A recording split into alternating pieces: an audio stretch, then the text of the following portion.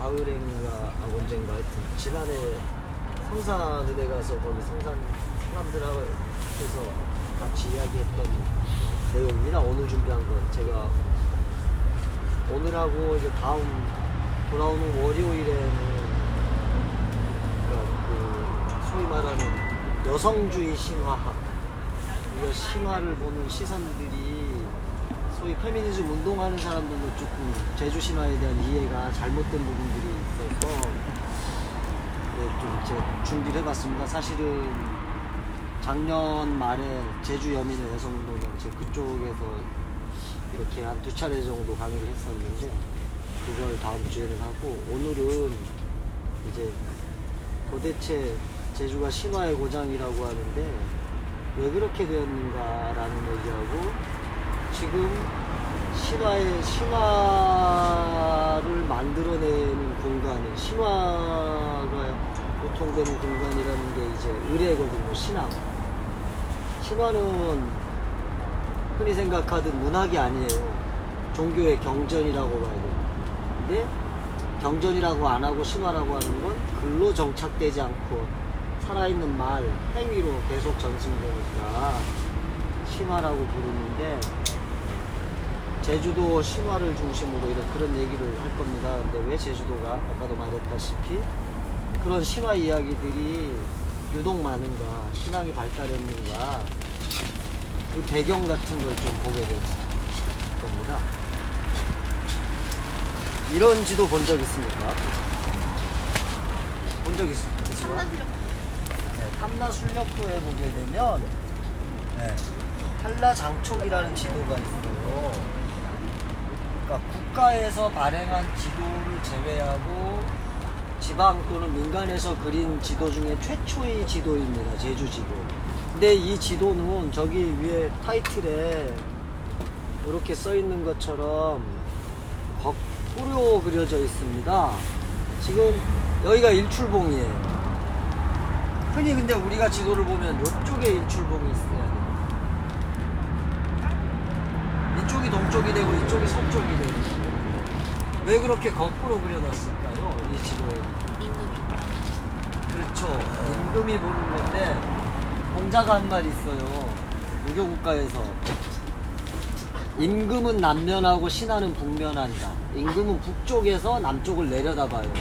우리 경복궁 근정전 같은 데 아침 조회를 하거나 대신들 모여서 회의할 때 임금은 북쪽에서 남쪽을 봐. 신하들은 반대로 북쪽을 보고.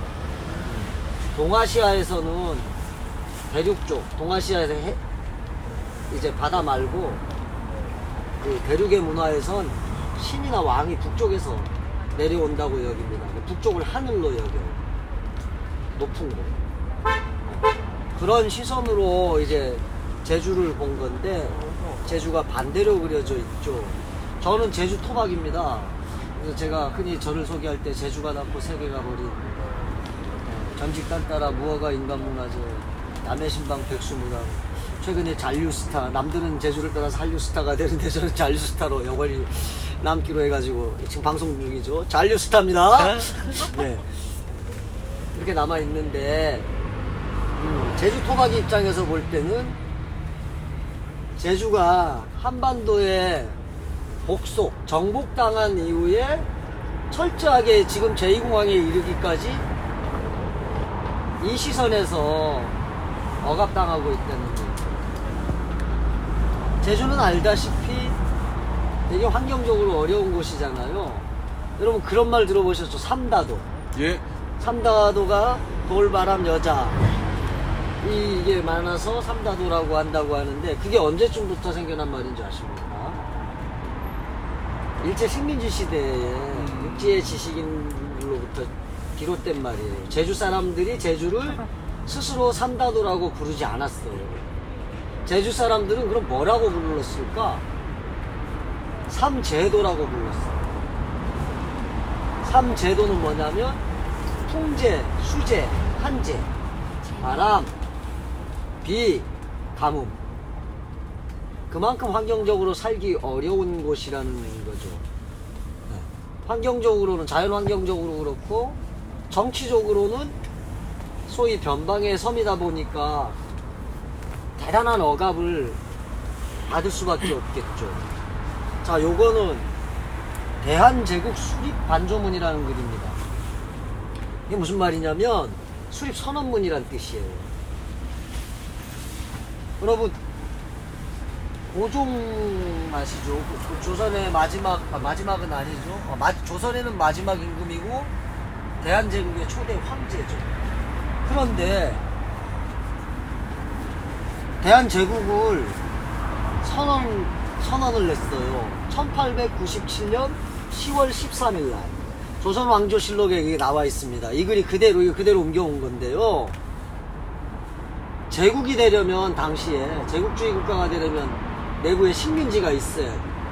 근데 여기 보면 우리 선조 이제 태조가 왕위에 오른 초기에 국토를 나라 밖으로 넓혀서 국토 밖으로 넓혔다고 하잖아요. 영토를 북쪽으로는 말갈, 남으로는 탐라, 그 다음에 사천리 강토를 일으켰다. 이때 제주가 식민지라고 선언한 거예요. 1897년 10월 14일. 여기 제주도 분 한 번만 손 들어주십시오. 제주도 분, 제주도 사람. 선생님 제주도 아니에요? 아니? 입주 4년. 네? 아, 4년 차. 선생님만 지금 제주 사람이네? 제주도에서 태어난 거 아니잖아. 토박이 아니잖아. 예. 태어나긴 했으나 6살에 나갔다. 아, 그럼 모르겠네. 선생님 제주도 토박이죠? 아니 저희 부모님 제주도이 아니죠. 그러니까 선생님 제주도에서 아니요. 아니에요? 네. 이게 지금 이런 거 제주도 사람들도 몰라요. 이렇게 교육받을 기회가 없었어. 이렇게 해서 식민지를 선언했는데 보세요. 귤, 유자, 해산물을 공납. 이거는 뭐냐면 이제 대항해 시대 유럽 열강들이 아시아나 아프리카, 아메리카로 진출하던 시대에 식민지를 경영하면서 플랜트 산업했죠. 인도 같은 데서 면화, 뭐 태평양 연안에서는 사탕수수, 후추, 차 이렇게 하면서 엄청나게 억압했지 않습니까? 조선이란 나라는 500년 내내 제주도를 플랜트 산업기지로 만들었어요. 자, 아까 얘기했죠. 비, 바람, 가뭄의 삼재도. 그 다음 정치적으로 이런 억압받는 식민지. 이러다 보니까 제주 사람들은 자연환경이든 정치환경이든 양쪽의 억압을 피해낼 방법이 없는 거야. 그럼 뭐야? 초월적인 힘을 빌어서 극복하고자 했던 거예요. 그러다 보니까 신앙이 발달할 수밖에 없어, 특유의. 근데 세계의 민속신앙이라는 것은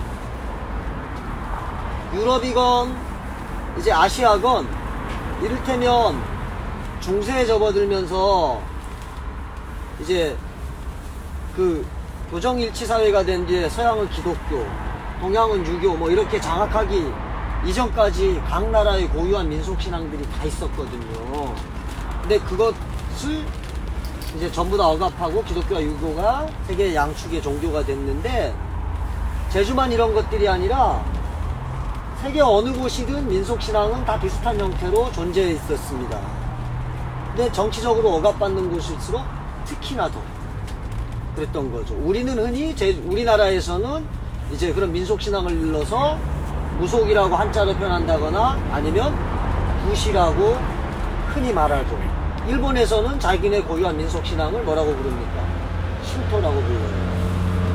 유럽도 마찬가지예요. 뭐 로무바도 있고 뭐도 있고 각 나라의 민속신앙들이 다 있어요. 기독교가 들어가기 전에.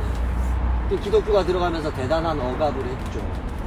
네. 이교도라는 말로 삼천포로 좀 세는데 이교도란 말의 뜻 지금 뭘까요? 다른 종교인가? 우리 이재훈 쌤 교회 다니시니까 네, 이교도가 뭘까요? 다른 종교 믿는 사람. 어떤 다른 종교? 기독교가 아닌 종교? 예, 그런 배타적인 의미가 담겨져 있는. 네. 바다의신. 예? 바다의신을 믿지 않는 일식이. 네. 두 분 다 틀렸습니다. 죄송하지. 땡. 우리가 이교도란 말을 잘못 알고 계세요. 로마의 콘스탄티누스 황제가 기독교를 국교로 딱 이제 정하면서 그 전까지 탄압했던 걸 이제 로마 제국이 국교로 섬겼죠. 그러면서 이교도를 규정했어요. 아브라함 종교를 믿지 않는 자들은 이교도. 아브라함 종교는 뭘까요? 기독교, 유대교, 유대교, 이슬람. 이슬람이야. 아브라함의 자손들이 세 가지 종교로 구약에 나오죠. 이거예요. 이교도란 말도 우리가 오해하고 있는 거예요. 잘못 알고 있는 거예요. 기독교 안 믿으면이 아니야. 이 세 가지 종교를 안 믿는 유럽의 모든 사람들. 그러니까 로마 제국 시절에는 북유럽이나 이런 데, 동유럽 이런 데는 소위 말하면 우리나라 입장 말로 이렇게 바꿔줘 본다면 다 오랑캐들이 살던 곳이야. 이들은 고유한 민속신앙이 있었는데, 이 사람들은 우리나라 있는 데서부터 유럽의 끝까지 쭉 활보하던 유목민들의 샤머니즘 신앙을 공유하고 있었고, 각 나라에. 이걸 다 없앤 거예요, 유럽에서. 그래서 마녀 사냥 이런 것들이 생겨난 거죠. 그러니까 이슬람까지는 이교도가 아니에요. 아브라함 종교. 유럽에서. 그러니까 우리가 신화에 대해서 뭔가를 얘기할 때 보면 대단한 오해들을 많이 하고 계세요. 우리가 시중에 유통된 거나 여러분들이 교양서를 통해서 알게 된 정보들 중에 사실 잘못된 정보들이 아주 많습니다. 이게 뭐 일반적으로 세상 모든 곳에서 아는 신화나 이런 것들도 그런데 이제 제주도권 얼마나 많이 왜곡이 돼 있겠습니까? 은폐돼 있고. 이거 되게 재밌는 맥락이죠. 그리고 우리는 신화를 흔히 이야기할 때 세상과 동떨어진, 현실과 동떨어진 어떤 환상의 세계, 다른 세상의 이야기로 이해한답니다. 근데 그러지 않아요. 이 단어를 보시면, 네. 그리스 사람들만 해도 우리가 흔히 스토리, 이야기라고 하는 것을 그냥 말로 전하고 나갈 때 이어져 온 신화라든가 이런 이야기들은 그냥 스토리라고 했는가 하면 그걸 돌에 새기거나 나무에 새기면 히스토리아라고 불렀어요. 왜? 아무 차이가 없어서 기록되었느냐 말았느냐의 차이죠. 그것은 우리도 마찬가지입니다. 우리 선생님 좀 앞쪽으로 오세요. 난로가에 가까이. 괜찮습니다. 제가 목소리가 커져야 되니까. 그러니까 우리도 여기 앉으셔도 되고. 저쪽에. 저 모니터 볼 수만 있으면요. 그 신화라는 단어도 사실은 우리말이 아니에요. 일본 사람들이 서양의 근대 문물을 받아들이면서 서양의 미스란 단어라든가 이런 거에 번역어로 신화란 단어를 만든 거예요. 식민시대에 우리는 그걸 그대로 적용받았고, 식민지에서 해방된 이후에도 되게 근대 용어로 많이 쓰고 있죠. 뭐 우리말 중에 근대 용어는 대다수가 한자말이더라도 일본어가 되게 많거든. 뭐 엄청 많아요, 엄청 많아. 우리 생활에 그런 말 다 빼자면 우리 말을 못할 정도예요. 우리 뭐 지금 뭐 저쪽에는 요리하는 이제 식당이 있는데 요리란 말도 일본 말이거든. 그런 말부터 시작해서 신화도 그렇습니다. 근데 우리말에서 신화를 뭐라고 불렀느냐? 우리나라 사람들은 옛날부터 본풀이라고 불렀어요. 근본본자를 써서 본풀이라고 불렀는데, 육지에서는 주로 풀이란 말을 많이 쓰고 제주에서는 본이란 말을 많이 써요. 이걸 합쳤을 때 본풀이가 되죠. 그리고 여기 이렇게 어려운 말은 좀 빼겠습니다. 오늘 제가 2시간가량 하려고 하는데 하면서 3,000%로 또 빠질 수 있으니까. 아까 저는 원래 좀 그렇습니다. 사람이 너무 좀 난잡한 사람이어서 어떤 때는 굿하고 어떤 때는 강의하고 이러다 보니까 좀 중심을 많이 놓칠 때가 있는데, 요거에 맞물리는 얘기 하나만 할게요. 1897년 10월 13일에 고종이 제주가 식민지다라는 걸 아주 공식적으로 선언한 이후에 그전까지 1901년도에 이재수에 의해서 말하자면 독립운동에 가까운 난리가 있었어요. 이재수가 20세기 최초에 대한제국의 밀란을 일으키면서 뭘 했냐면, 천주교 세력하고 탐관오린들하고 결탁해서 제주도민을 수탈한 사건에 대한 저항이잖아요. 이재수가 대정읍 신평리에서 출정식을 했어요. 반란군을 모아가지고 출정을 하는데 뭘 했냐면 신평리 본향당에 가서 굿을 먼저 했어요. 이건 뭘 말합니까? 말하자면 종교전쟁이에요. 순교. 이재수를 일러 장두라고 하는 말 들어보셨죠? 두령, 뭐 수령, 두목 이런 뜻인데 제주에서는 유독 장두란 말을 씁니다. 이 말의 뜻은 무엇이냐면 사실 그런 의미가 나오죠. 대신 죽는 자. 자기가 죽음으로써 우리가 목적한 바를 이뤄낸다는 뜻이에요. 제주를 비롯해서 전 세계 곳곳의 민속신앙에서는 뭐냐면 사람들이 소원하는 바를 종교의식을 통해서 신한테 이제 발언을 할 때 뭐라냐면 희생 제물을 하나씩 바쳐요.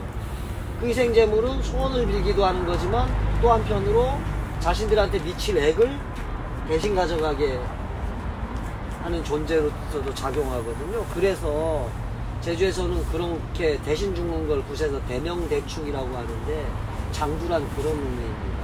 이재수가 출정할 때부터 방에 가서 굿하고 기도를 한 뒤에 출발했다는 게 바로 그런 의미를 있는 대로 보여주는 거죠. 이런 말들은 사실 제주도의 뭐 진보적인 역사학자든 민속학자든 뭐 시민운동가든 사실 이런 걸 잘 모르세요.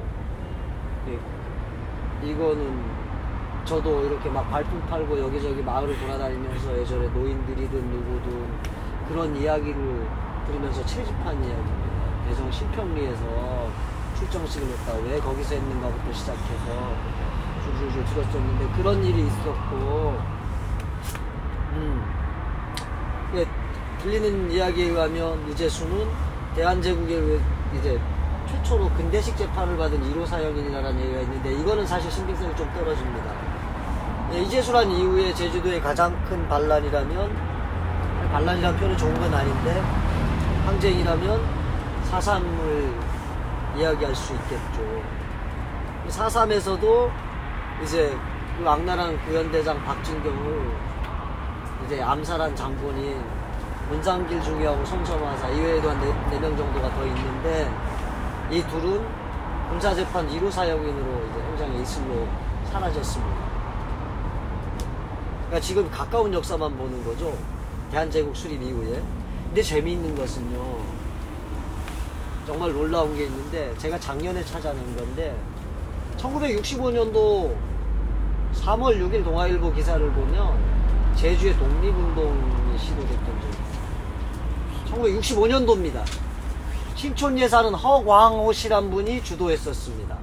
다 발각이 돼서 그분들은 처벌을 받았는데 그로 인해서 중앙정보부 제주 분실이 생겨났습니다. 박정희 때문에. 그 배경에는 다시 1년 전으로 돌아가면 1964년도에 제주종합관광개발계획이 수립돼요. 그래서 대규모의 개발이 시작된 거죠. 토막이들은 계속 배척당하고. 허광호 씨는요, 경찰이었어요.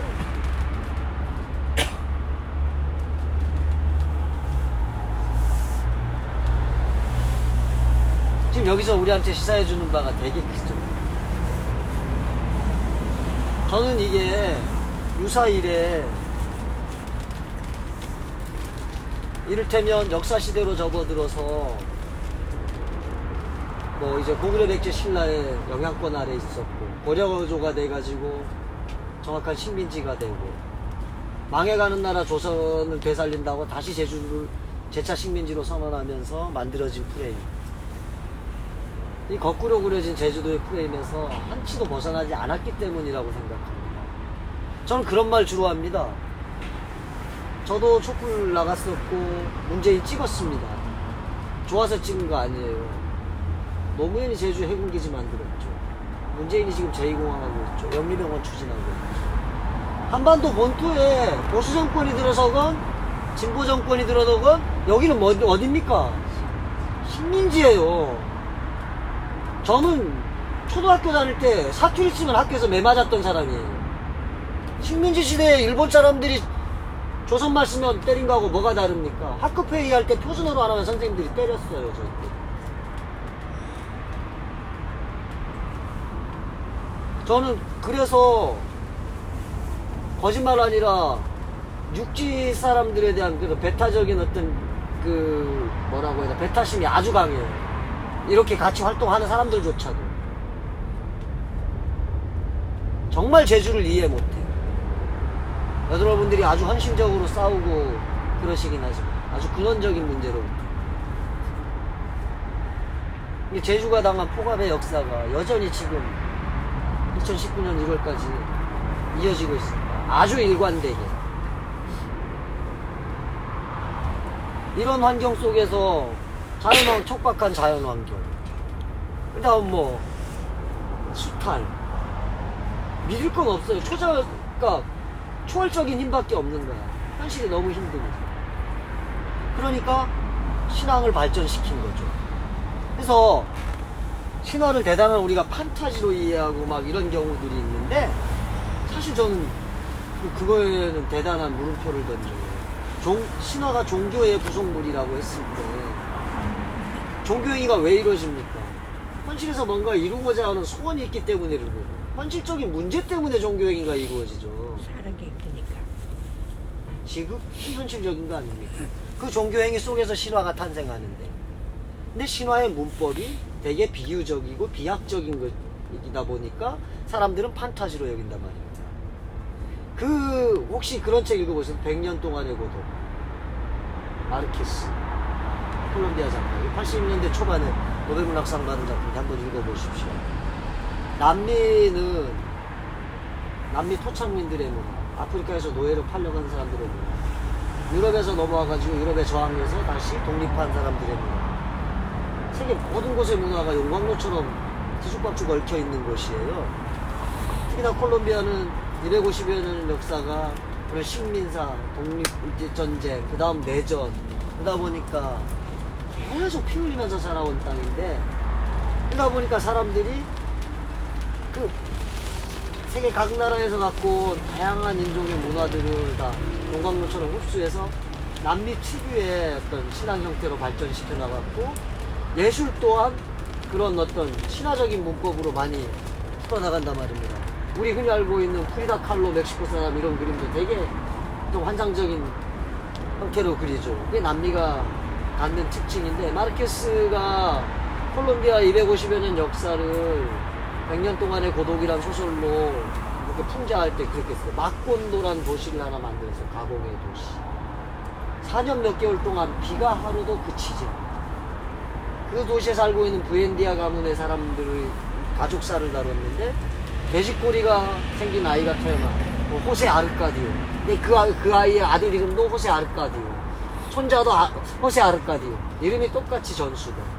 기형적인 출생, 세계 모든 인종의 통합. 그 다음 뭐냐면 이름을 통한 역사의 전수. 할머니가 죽었는데 식당에서 밥 먹다가 죽어요. 근데 죽으면서 피를 흘렸는데 식탁 밑으로 흘러내려간 피가 쭉 현관 빠져나가서 온 마을을 뒤덮고 마콘도 전체를 피로 먹고. 되게 환상적인 비유가 강한 소설이단 말이죠. 이게 노벨문학상을 딱 받으니까 서구의 비평가들이, 야, 이건 판타지다. 판타지 소설이 세계적인 흥행도 일으키는구나 하니까 마르케스가 그렇게 얘기해요. 무슨 소리냐. 우리나라에서는 이게 현실로 가고 있어요. 역사나 아픔 같은 걸 빗대어서 표현하는데, 그래서 어떤 단어가 생겨났냐면 매지컬 리얼리즘이라는 단어가 생겼어요. 마술적 사실주의 또는 신화적 사실주의라고 해요. 제주의 수많은 신화는요, 사실 저와 같은 제주 사람들의 그냥 삶의 내력이에요. 그걸 비유적으로만 이야기하는 것이 그렇지. 근데 우리는 그걸 어떤 초월적인 이야기, 종교적인 이야기로만 생각해요. 그런 장벽을 다 허물어 뚫린 다음에 바라봐야 돼요. 자, 그럼 제주도 신화로 본격적으로 들어와서 얘기를 한다면, 홈풀이라고 한다 말했습니다. 우리나라의 신화는. 근데 우리는 다 근대 교육을 받은 사람이 학교를 졸업하고 하다 보니까 신화하면 문자로 생각해. 책 읽듯이. 그죠? 즉각적으로. 그러지 않아요. 우리 부모님 세대만 해도 글 모르는 까막눈이 한둘입니까? 뭐예요? 무엇을 통해서 전수받았을까? 그렇지. 이야기를 통해서. 이야기는 옛날 사람들의 학교이면서 교과서예요. 그래서 이야기는 흔히 신화, 전설, 민담 세 가지로 나눠지는데 신화는 종교적인 이렇게 소원을 발언한다거나 이런 신을 숭배하는 이야기, 세상이 어떻게 생겨났는가에 대한 섭리를 전달하는 기능을 한다면 전설은 보세요. 뭐 하늘로 올라가려던 용마가 이제 뭐 사냥꾼이 활로 쏘아버리니까 그 자리에 돌로 굳었다. 용두암 있죠. 이런 것처럼 어떤 지형이나 지물에 얽힌 정보를 전수시키기 위한, 이게 민담은 뭐냐면 되게 오락적인 이야기, 우스갯소리죠. 이렇게 이야기를 통해서 인간은 모든 사상의식이나 사람들이 살아가는 데 있어서 사회적인 정보를 전수시켰던 거예요. 이때의 이야기라는 건 기본적으로 말이기도 한데 그 다음 무엇이 되느냐, 몸짓도 돼요. 춤, 그리고 그림도 있어요. 이런 것들을 우리는 미술, 음악, 연극, 문학 이런 식으로 나눠서 보죠. 이건 150여 년, 200년밖에 안 된 근대의 프레임이에요. 서양에서도 그 이전에는 그런 거 없었어요. 예술가란 말도 없었어요. 르네상스 이전에. 아놀드 하우저라는 사람이 문학과 예술의 사회사를 보면 미켈란젤로가 최초의 예술가가 나온 어떤 인식을 했다. 이런 이야기가 나와요. 그 이전에 예술이라는 것들이 직업으로서 삶과 분리돼서 존재하잖아요. 종교적인 문화의 총체 속에다 구성물이었지. 분리되지 않는 그런 것처럼 이야기라는 것들이 그런 기능을 했던 거예요. 모든 것을 포괄해내는. 그래서 이야기 중에 신화를 본풀이라고 하는데, 이 본풀이를 풀어내는 방식에서 보게 되면 우리가 문자로만 이해해서는 안 된다는 게 나타나요. 첫 번째가 말미로 푸는 방식, 두 번째가 소리로 푸는 방식, 세 번째 복지로 푸는 방식해서 이렇게 저희들에서는 보통 세 가지로 나누는데, 말미가 무엇이냐면 말도 아니고 노래도 아니고, 저거 아까 저기서 할 때 보신 분들은 아실 거예요. 공서는 가신공서 세절 남산인구야. 이 멜로디나 리듬은 제가 즉석에서 제 호흡에 맞춰서 지금 소위 말하는 요즘 말로 하면 프리스타일로 막 만들어내는 거예요. 이거는 누가 반주해 줄 수가 없어요. 박자하고 멜로디가 정확하지 않은, 일관되지 않은, 규칙을 갖고 있지 않은, 이런 걸 우리나라에서 말미라고 해요. 이건 표준어입니다. 근데 서양에 비슷한 게 있죠. 여러분, 오페라하고 뮤지컬 나누는 기준이 뭔지 알아요? 헷갈리시죠? 오페라하고 뮤지컬. 악기는 아니죠. 악기는 아니겠죠. 춤. 오페라도 춤춰요? 오페라가 더 많이 춤춰요. 뮤지컬보다 오히려. 대사가 있느냐 없느냐. 뮤지컬은 대사가 있어요. 오페라는 말을 하면 다 노래예요. 근데 이를테면 뭐 유명한 작곡가가 오페라를 썼어. 그럼 거기에 나오는 뭐 전부 모든 곡을 작곡하느냐? 그러잖아요. 중요한 곡만 몇 개 탁탁탁 하고 중간에 대사만 써놔. 그럼 이거 어쩌라고? 가수가 알아서 즉석에서 부르. 그게 말미예요, 말미. 그걸 생각해서 레시타치보라고. 레시타치보를 사용하느냐 안 하느냐가 오페라냐 뮤지컬이냐의 기준이야. 그러니까 우리 음악의 아버지 바하, 어머니 핸델 하잖아요. 이 사람들이 나오기 전까지 한 250여 년 전까지는 서양도 똑같았어요. 원래. 음악의 규칙성이 없어. 체계를 만드는 사람이 바하 핸델이야. 그러니까 소위 예술가란 직업이 탄생됐던 시기고. 그런데 이 말미는 정말 살아있는 거예요. 살아있는 거. 네. 그 다음에 소리라는 게 뭐냐면, 소리는 말 그대로 노래. 네. 우리는 노래란 말을 많이 쓰는데 옛날 어른들은 소리라고 하잖아요. 소리 한 자락 해봐라. 판소리. 네. 그런 것처럼 이거는 정말 박자와 멜로디가 딱 있는 것이고 누가 불러도 똑같을 수밖에 없는 거예요. 그러니까 제주도 신화를 구판에서 무당들이 노래할 때 이렇게 말미로 푸는 방식이 있는가 하면 소리로 푸는 방식이 있고, 요거는 반주하는 사람들 따로 있고, 판소리 할 때 누가 북을 쳐주듯이, 요거는 근데 자기 마음대로. 오늘 4시에 오셨었으면 그걸 서툴지만 제가 이제 했었는데 볼 수 있었을 건데. 그 다음 세 번째, 곡지로 푼다. 곡지는 제주도 사투리예요. 이건 무슨 말이냐면 꼭지. 야, 이거 한 꼭지만 해봐. 추석날이나 설날, 이제 머지않아 설날이잖아. 설날에 국악 한마당을 딱 하는데 뭐 판소리 명창이 나와가지고 심청가를 한 대목 커버쇼 이렇게 하잖아. 심청가를 처음부터까지 6시간 해야 되고 TV에서 6시간 방송 못하죠. 그럼 중요한 대목만 하는 이런 걸 한 꼭지만 한다, 한 대목만 한다는데 그런 거예요. 그러니까 이건 뭐냐면 굿이라는 걸 하게 되면 1시간짜리 굿이 있는가 하면 제주도 굿 중에는 길면 28일짜리 굿도 있어요. 근데 신화를 노래를 한다거나 소리를 한다거나 뭘 해도 어떤 거는 2-3시간 넘게 해야 되는 게 있고 어떤 건 10분 안에 끝나는 경우가 있어요. 긴 신화를 이 굿에는 이 신을 모셔야 돼. 그럼 그 신의 신화를 노래해서 신한테 고해바쳐 당신을 청합니다 해야 되는데 1시간 안에 끝내야 돼. 2시간짜리. 그럼 어떻게? 확 줄여야 돼. 그럼 부분만 중요한 대목만 뽑아와. 아니면 1시간짜리인데 10시간 동안 해야 돼. 그럼 어떻게 하는 줄 아세요? 이제부터가 재밌는데 이게 말미로 푸는 건데 자기가 방울을 잡거나 아니면 장구나 북을 잡아서 자기 마음대로 쳐요. 꼴리는 대로. 이럴 땐 이건 리듬과 박자가 스타일이에요. 이렇게 하는 경우가 있는데 소리로 풀 땐 옆에서 이렇게 악기를 쳐줘. 그죠? 이런데 곡지로 풀 땐 뭐하냐? 1시간짜리 10시간 동안 해야 돼. 재연을 내거나 일어나서 연극을 내거나. 어느 한 부분에서 어느 신이 처음에 그래요. 아이고 천하 임정국 대감님 지하 진정국 부인님이 은중절분덕당에 백일운동을 가옵대다. 백일불공하러 갔다고 하는 말을 이렇게 해서 넘어가야 되는데 백일불공하러 가버려. 일어나서 연극하면서. 그게 무당이 한 명만 하는 게 아니라 또 여러 명이 또 상대역도 있어야 되거든요. 이런 걸 굿놀이라고 하는데 이게 마당놀이가 된 거예요. 탈춤이네. 이렇게 입체적인 거. 그러니까 신화라고 했을 때 우리는 문자 텍스트로만 생각한단 말이에요. 그리스 로마 신화 이런 거 읽듯이. 그것도 얼마나 많은 왜곡이 된 줄 아세요? 여러분 그리스 로마 신화 국내에 번역된 책 읽다 보면 이윤기 선생님 거 제일 많이 읽죠. 그 원저자 이름 아세요? 토마스 볼핀치. 이 사람 무슨 사람인 줄 알아요? 미국의 은행원이에요. 이 사람은 신화학자도 아니었고 작가도 아니었어요. 더더욱이. 근데 신화 매니아야. 근데 일리아드 오디세이, 신통기, 노동의 나날 이런 고전 그리스 때 2-3천 년 전에 호머나 이런 헤시오도스 같은 사람들이 체록해놓은 글을 보니까 앞뒤가 안 맞아. 교회 다니는 분들, 성당 다니는 분들 알 건데 구약 읽기 진짜 힘들죠.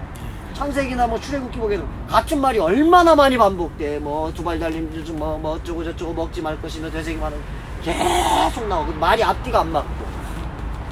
입에서 입으로 전하는 걸 그대로 정리한 거니까 그래요. 근데 일리아드 오디세이나 이런 것들이 다 그래요. 근데 볼핀치가 있다 보니까 너무 헷갈려. 말이 앞뒤가 안 맞아. 아 이거 읽기 좋게 소설처럼 바꿔봐야겠다 이거. 그 사람이 쫙 정리했는데 너무 읽기 좋은 게 된 거야. 이거 출판하니까 돈 벌었지. 은행원이 은행 갚아줬어. 이게 세계적인 히트를 치는 거예요. 거기서 정리된 그리스 로마 신화 우리가 흔히 읽고 있는 거하고 실제 그리스에 성행하던 신화하고 아주 많이 달라요. 제우스의 부인 누구? 헤라. 몇 번째 부인?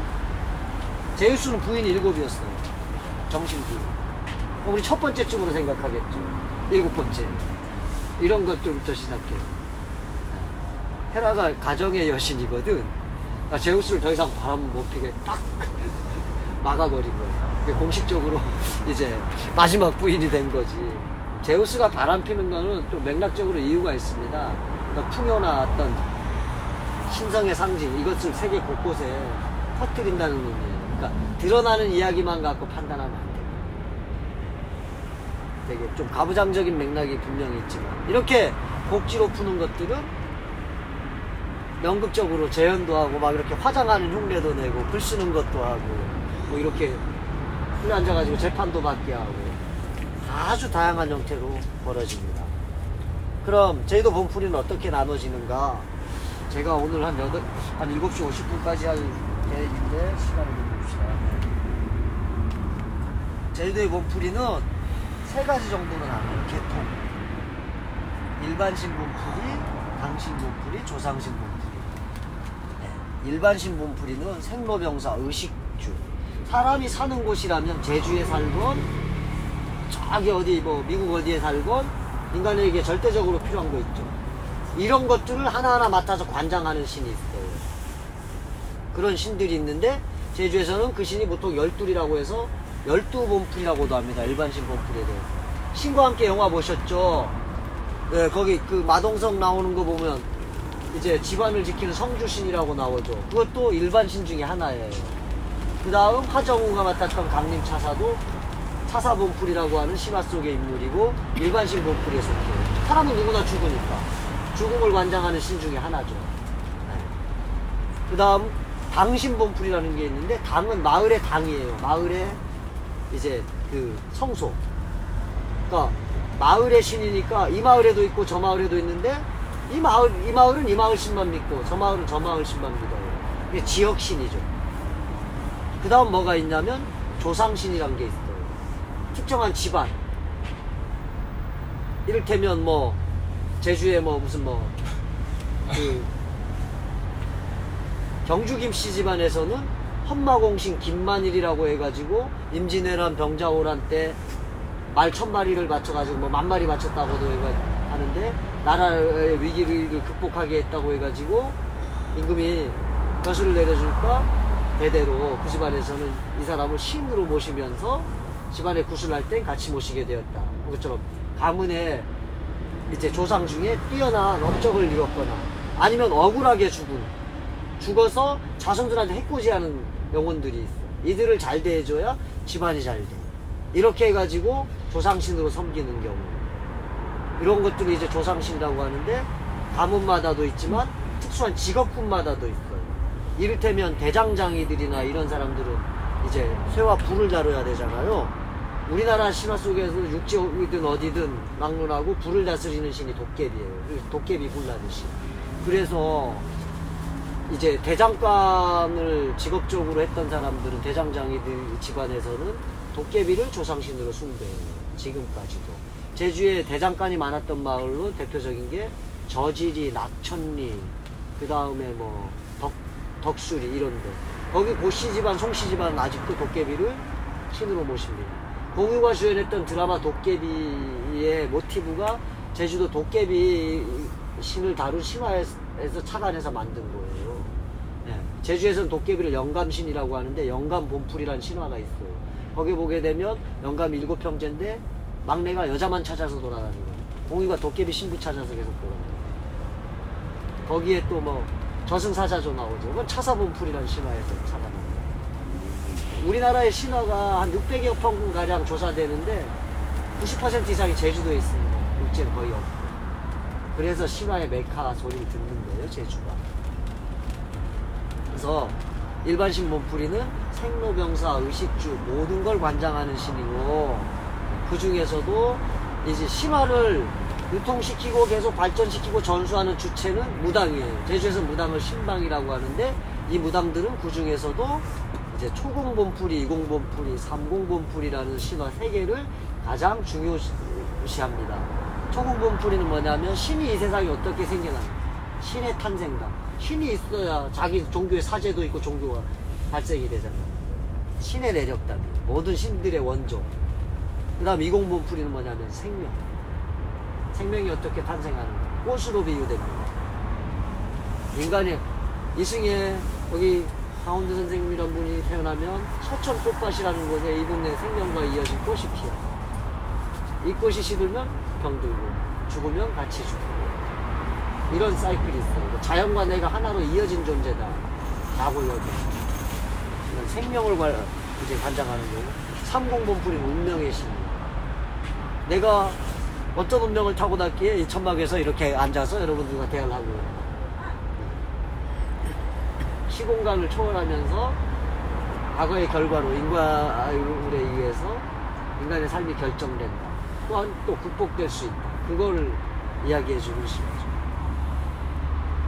그 3가지가 되게 중요하고 나머지는 네이버 지식인을 딱 보면 저보다 똑똑하게 설명해주니까 보시고 마을 이제 당신본풀이라는 게 있는데 제주도에는 마을마다 당이라는 게 있어요. 당. 흔히 요즘은 신당 이렇게 표현하는데 옛날에는 당이라고 하는데 육지에서는 선앙당, 뭐 골매기, 당산 이렇게 지역마다 조금씩 다르게 부르는데 제주에서는 당이라고 부르는데 어떤 마을이 있다면 마을 안에 당이 하나만 있는 경우도 있고 하나도 없는 경우도 있고 많은 경우에 뭐 10곳이 넘는 곳도 있고요. 지금 제2공항 예정지인 성산읍 온평리 같은 경우엔 정확히 지금 살아남은 당만 9곳이에요. 그 작은 마을은. 또 어떤 마을은 당이 하나도 없어. 당이 없는 마을은 무속이 없었는가? 이게 재밌어요. 우리는 마을을 나눌 때 지금은 근대식 행정편제로 나누죠. 무슨 동, 리, 면, 시 이렇게 군, 구 이렇게 나누잖아요. 근데 옛날에는 뭘로 나왔냐면 신앙을 중심으로 나왔어요.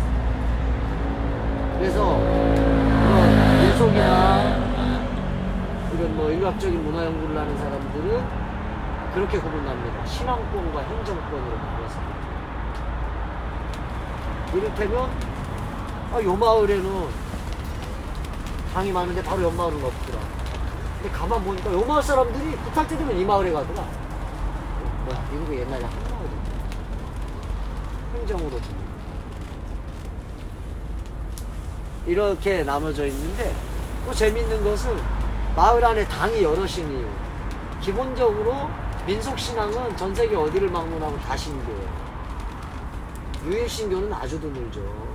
사실 유일신교는 아브라함 종교 그 세 가지 뿐이죠. 유대교, 기독교, 이슬람교. 이거 외에도 뭐 일신교가 없는 건 아닙니다만은 이제 다신교다 보니까 신들이 권능을 다 나눠가죠. 마을 안에서도. 신과 함께 영화에 보게 되면 조선 최고의 신 염라대왕이 있는데 그 부하로 또 권능을 나눠가죠. 심부름꾼으로 하정우가 있잖아요. 네, 이정재 밑에. 그런 거예요. 나눠져 있는데 마을 안에서 이제 딱 나눠 갖는다면 가장 높은 신을 모신 당을 본향당이라고 해요. 본향당. 마을이 생겨날 때부터 최고의 신으로 모신을 이제 받는 신인 거예요. 저 비유가 더럽긴 하지만 제주도로 치면 저 도지사 급인 거죠.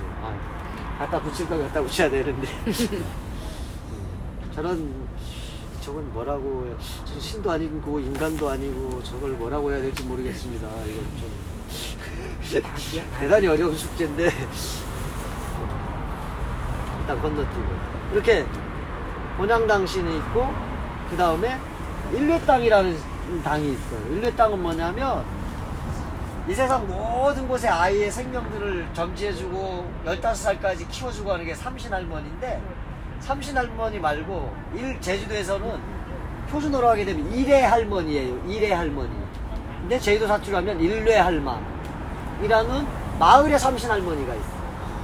일례할망을 모신 당을 일례당이라고 해요. 일옛날마다 가요. 음력으로 매달 7일, 17일, 27일. 근데 왜 7자 들어간 날 갈까?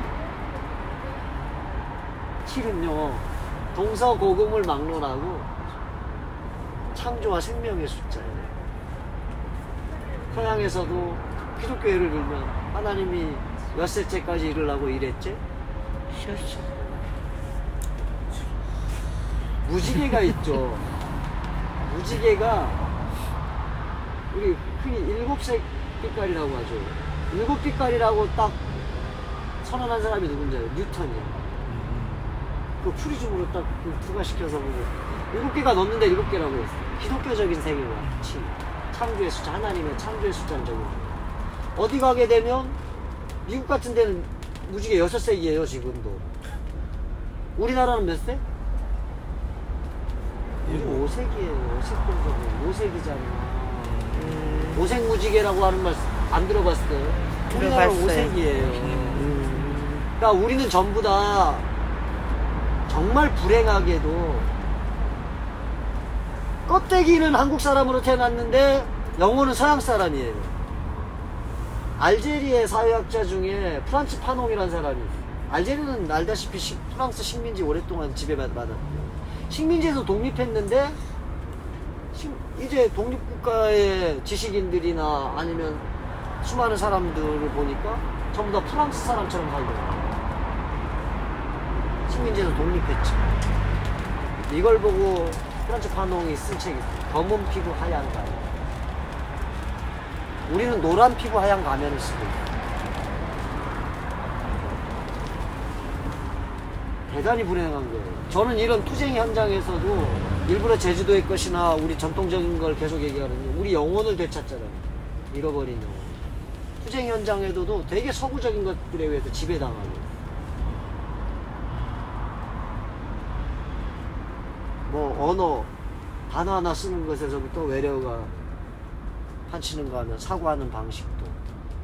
제가 강정에서 이런저런 공연을 하면서 막 느꼈던 건데 사람들이 뭐 인디안들이 뭐 와가지고 막 이렇게 의식을 하면 강정시키는 애들 와 저사 뭐 우리나라 풍부를 한다거나 제주도에 국가고 한다면 관심을 안 해요.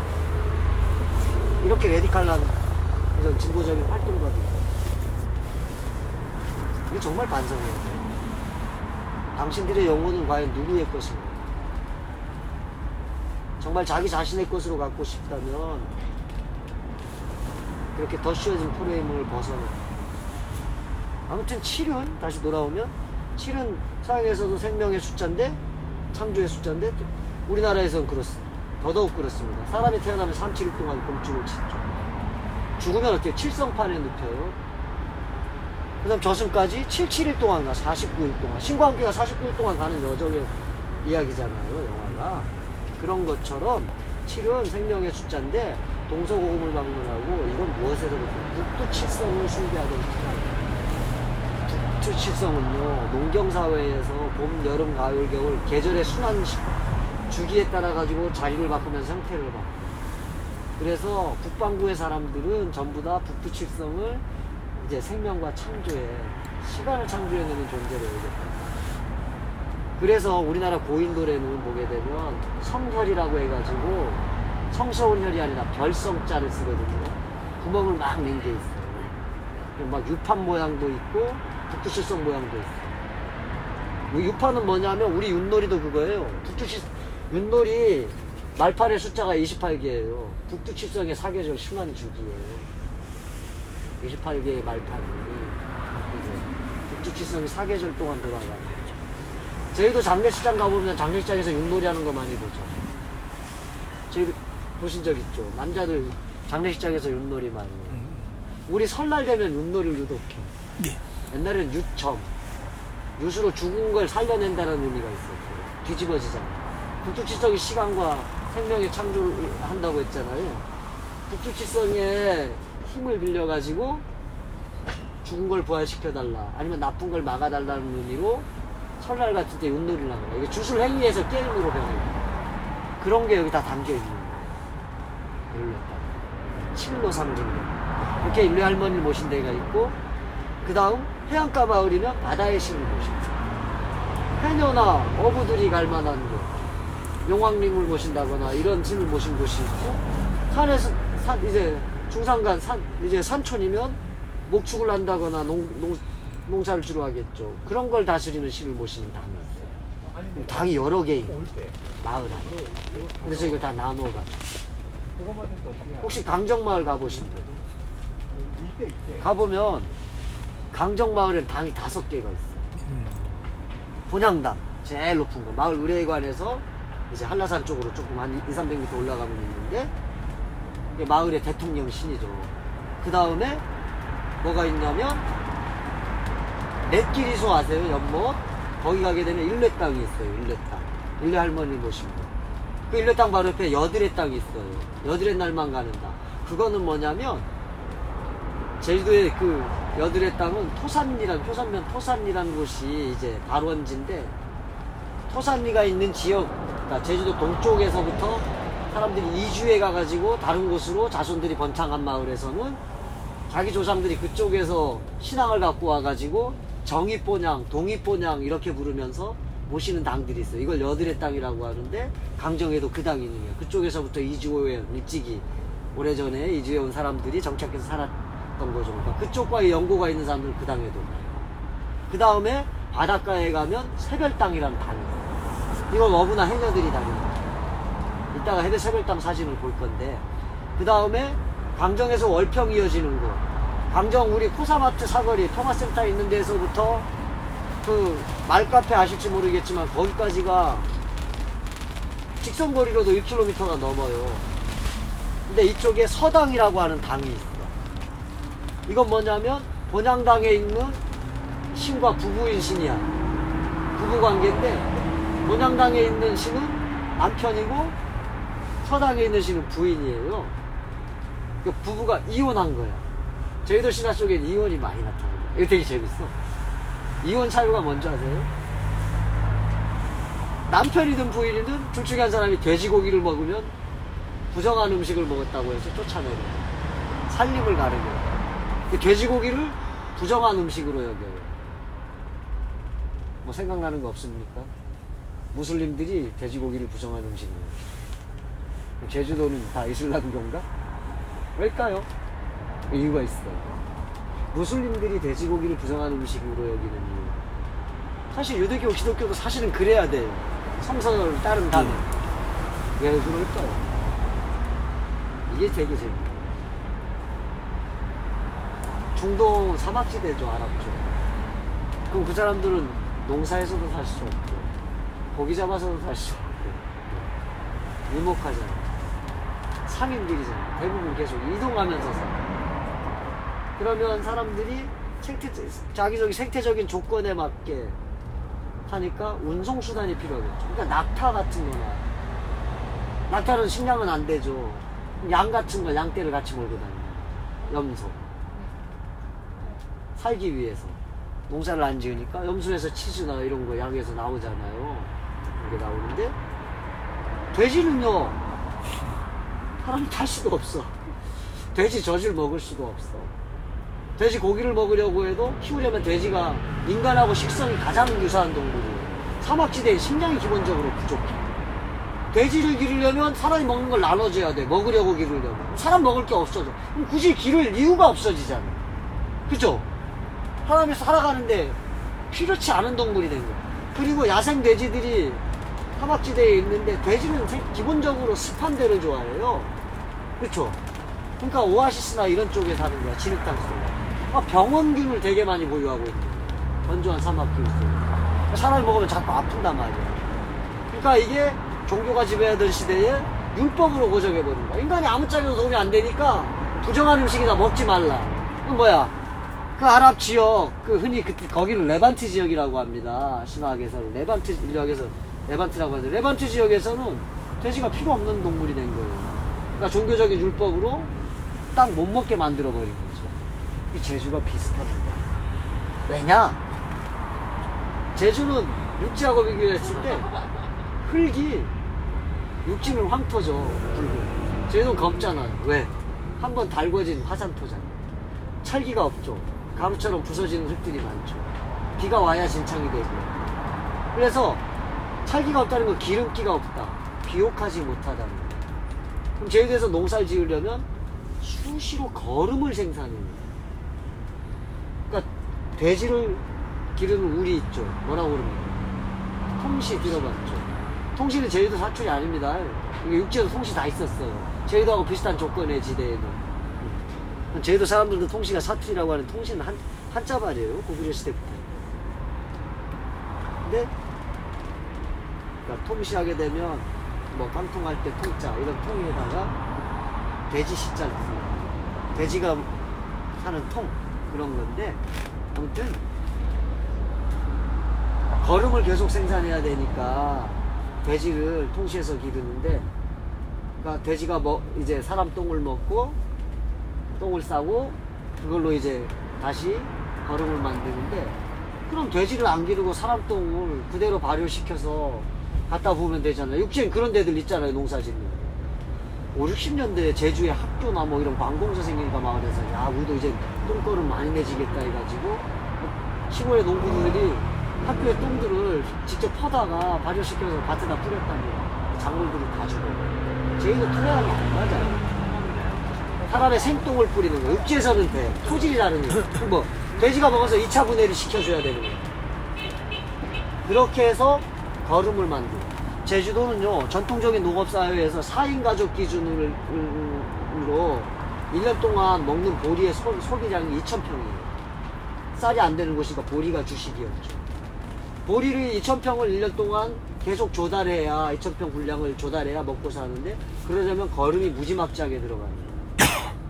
근데 돼지를 이제 그 신앙에 흡수시켜 버리면 신한테 바치는 제물로 계속 굿할 때나 뭔가 기도할 상황이 있을 때 바쳐야 된단 말이에요. 그걸 없애버린 거지. 그렇게 바치다 보면 농사를 못 짓게 되고 인간이 살기 위해서 또 종교 행위를 하는 건데 정작 먹을 게 없게 된단 말이에요. 그래서 뭘 하느냐면 신이 돼지고기를 싫어하는 신, 부정한 것 음식으로 여기는 신으로 인간이 규정해버리는 거예요. 아까 이슬람이나 기독교가 했던 거하고 똑같은 방식을 적용하는 거지. 그래서 돼지고기를 먹으면 부정한 음식을 먹은 거라고 해가지고 이제 제주도 사람들도 밤굿은 명절처럼 정해진 날짜가 있어. 그래가지고 밤굿에 가기 한 3일 전부터는 돼지고기를 안 먹어요. 그런다거나 아니면 이제 여러 가지 금기를 두고 돼지를 못 잡게 하거든요. 신이 좋아하지 않는 음식이니까 사람도 당연히 먹으면 안 돼. 이러는데 강정 같은 경우 아까 말했지만 부부신이 갈라섰단 말이에요. 부인이 돼지고기를 먹고 거기는 쫓겨났어요. 보통 보면 남편이 쫓겨나는 경우가 많은데 강정은 반대로 돼 있는데 왜 이제 그런 이야기가 탄생했을까? 아까도 얘기했지만 이쪽 서당이 있는 동네에서 본향당이 있는 동네까지 1km가 넘어. 당까지 오고 가는데 옛날엔 차도 없고 걸어 다녀야 되잖아. 불편해. 근데 갑자기 우리 떡뚜껑이 같은 우리 재훈이 아들놈이 아팠단 말이야. 병원을 가지 않고 예전에 당에 가가지고 기도하는 낫는 줄 알고 급하게 달려가려고 하는데 아침에 돼지고기 먹어버렸어. 못 가죠. 당에 못 가면 어떡해. 갈 수 있는 방법을 만들어. 그러니까 부인이나 남편 둘 중에 한 명이 신이 돼지고기를 먹어서 한쪽으로 쫓겨난 거야. 그럼 이 당에 가도 되잖아, 돼지고기 먹은 사람이. 그쵸? 이게 되게 기능적인 이유야. 또 한편으로는 뭐냐면 그럼 이쪽 동네 사람들은 본향당까지 안 가도 이게 본향당 부부신이 갈라선 건 똑같은 기능을 한단 말이야. 여기 가면 되는 거야. 그러니까 전부 다 편리해지게 되는 거죠. 그러니까 드물게 이렇게들 만들어 놓는다고. 인간이니까 어떤 삶의 명분과 이유들을 다 총합시켜 놓는 게 신화예요. 신화를 근거로 해서 신앙행위가 이루어지고. 그래서 신화를 공부한다는 것은 그 지역의 문화나 역사, 모든 총체적인 것들을 한꺼번에 알 수 있는 그런 공부가 돼요. 그만큼 어렵기도 하죠. 그러니까 제주의 문화를 이해하는데 이제 신화만큼 좋은 게 없죠. 신앙만큼. 신앙을 이해하려면 해신당하게 되면 해녀 물들도 이해해야 돼. 산신당하고 묵축하는 사람들 어떻게 하는지도 이해해야 돼. 지금 모든 문화를 이해해야 돼요. 그게 다 반영돼 있으니까. 그러니까 다른 학문에 비해서 상당히 어려운 거예요. 근데 요즘 신화 열풍이 있죠. 되게 크게 일어나죠. 제주도 신화 많이들 있잖아요. 재미있는 것은 이 사람들이 그런 책을 내거나 이런 사람들이 이런 맥락을 안 하고 신화 줄거리만 딱 가다가 타이핑해서 이제 책으로 내는 거야. 신화를 문자로 만들어버려. 그것도 재밌는 게 그런 책들을 내는 사람들 대부분이 자기가 직접 구판해 가가지고 녹음 뜨고 해가지고 체록한 게 아니에요. 연구자들이 그렇게 막 해서 굿이 이런 거 다 굿의 대본을 체록을 다 떠요. 춤추는 건 어떻고 췄고 뭐고 배경까지 다 정리해서 딱 내놓으면 그 도서관에 가지고 딱 뽑아다가 써머리 해가지고 뭐 시인, 소설가 이런 사람들이 쫙 각색해가지고 아까 불빛이가 은행원이 한 것처럼 이렇게 해서 대중서를 꺼내요. 그럼 왜곡된 정보가 유통이 되겠어요, 안 되겠어요? 기본적으로 작가가 쓰다 보면 각색이 많이 될 수밖에 없지. 그 사람들이 또 밀도 있게 이런 걸 관찰 안 한 상태에서 썼지. 대단히 왜곡된 정보들이 시중에 유통된다는 거예요. 여러분들 들어보셨죠? 제주도 모든 당의 원조는 송당이야. 송당 마을이 원조다. 순 거짓말입니다. 에이. 대표적인 거예요. 그렇지 않습니다. 제주도 모든 마을의 당들이 전부 다 송당의 자손. 천만의 말씀입니다. 송당 계통이 있어요. 금악 계통이 있어요. 금악리 아시죠? 한라산에서 9형제가 소산한 경우도 있어요. 예래 계통도 있어요. 토산 계통도 있어요. 그 중에 송당이 좀 커. 북동부의 일부. 근데 재미있는 건 이것들은 이 가문의 족보들은 어떻게 나오냐. 신방들이 굿할 때 노래로 해줘요. 당굿을 하게 되면 이 당 가서 하게 되면 아 우리 당의 당신 할아버지 할머니는 뭐 어느 신의 자손이고 몇 번째 아들이고 어떤 여기 와서 이 마을의 신이 됐습니다 하면서 신의 내력을 노래를 아까 그 소리하면서 딱 풀어낸단 말이에요. 근데 그런 것들을 종합해 볼 때 송당은 18번째까지 나와. 그 다음 금악은 한 7번째, 뭐 한라산은 9형제, 예래 이렇게 나오는데 송당이 좀 많죠. 근데 재미있는 건 토산, 이거는 족보가 없어. 신방들도 그래. 어느 당 마을에 가서 굿하는데 알고 이 당의 한집님은 저 정의본향에서 다시 얻어온 당입니다. 이걸로 끝이야. 근데 제주도에 어느 마을이나 마을이 100곳이면 거의 100곳 다 일례 땅이 있거든요. 그 마을이 100곳이면 한 7, 80군데는 여들의 땅이 있어. 전부 다 토산에서부터 원조가 어디야? 그렇게 따지면 토산이죠. 근데 사람들한테는 송당이 알려져 있다. 이런 게 왜곡이라고. 문화 왜곡. 닙도 있게 들여다보지 않은 가운데 발생하는 문화 왜곡이에요. 그래서 당의 형태를 보면 이렇게 다양합니다. 여기는 강정의 일례 땅이에요. 내끼리소 일례 땅. 요 언덕 넘어가 내끼리소 연못입니다. 그 다음 이거는 송당리의 소천국 땅이라고 하는 당이에요. 요거는 성읍 민속마을에 있는 안할망 땅. 요거는 한림 이제 상명리에 있는 느지리 케인틈 축일본향. 이름 예쁘죠? 느지리 케인틈. 느지리는 상명리의 우리말 이름이고 케인틈은 여기가 바위 언덕인데 올라가면 저 나무 있는 데만 누가 캐낸 것처럼 팍팍 자연적으로 파여있어. 캐여진 틈이다. 느지리 케인틈. 이름 예쁘죠? 네. 우리 어떤 고유한 이름들 이런 것들은 정말 아름다운 거죠. 그 다음 이런 것도 있어요. 이건 종달리에 있는 생계납 돈지 땅인데 종달리에 어부나 해녀들이 다닙니다. 요거는 제주시 화북동에 있는 윤동지 하루방당인데 이 화북동의 윤씨 집안에서 주로 모시는 당인데 화북 월마트 옆에 조그맣게 있는데 이 돌이 스스로 바다에서 올라온 거예요. 나는 뭐 이런 건데 나를 모시면 집안 잘 되게 해주겠다 이거죠. 그 뒤로 윤씨 자손들이 모셨고. 자, 요거는 서귀포 동홍동의 본향당이 굴처럼 돼 있어요. 지금은 사유지가 돼서 들어가지가 없습니다. 자, 요거는 조천읍 조천리의 세코탈망당인데 담처럼 보여요? 담벼락이죠. 요거 한 1m 20cm 밖에 안 됩니다.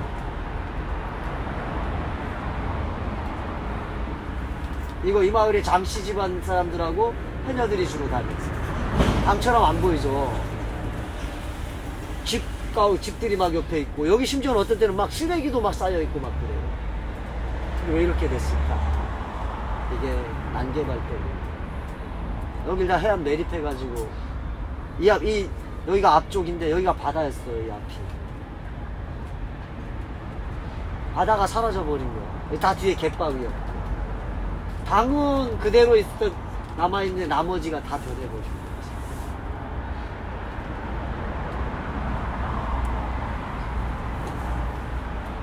난 뭐 조상식 문풀이는 건너뛰겠습니다.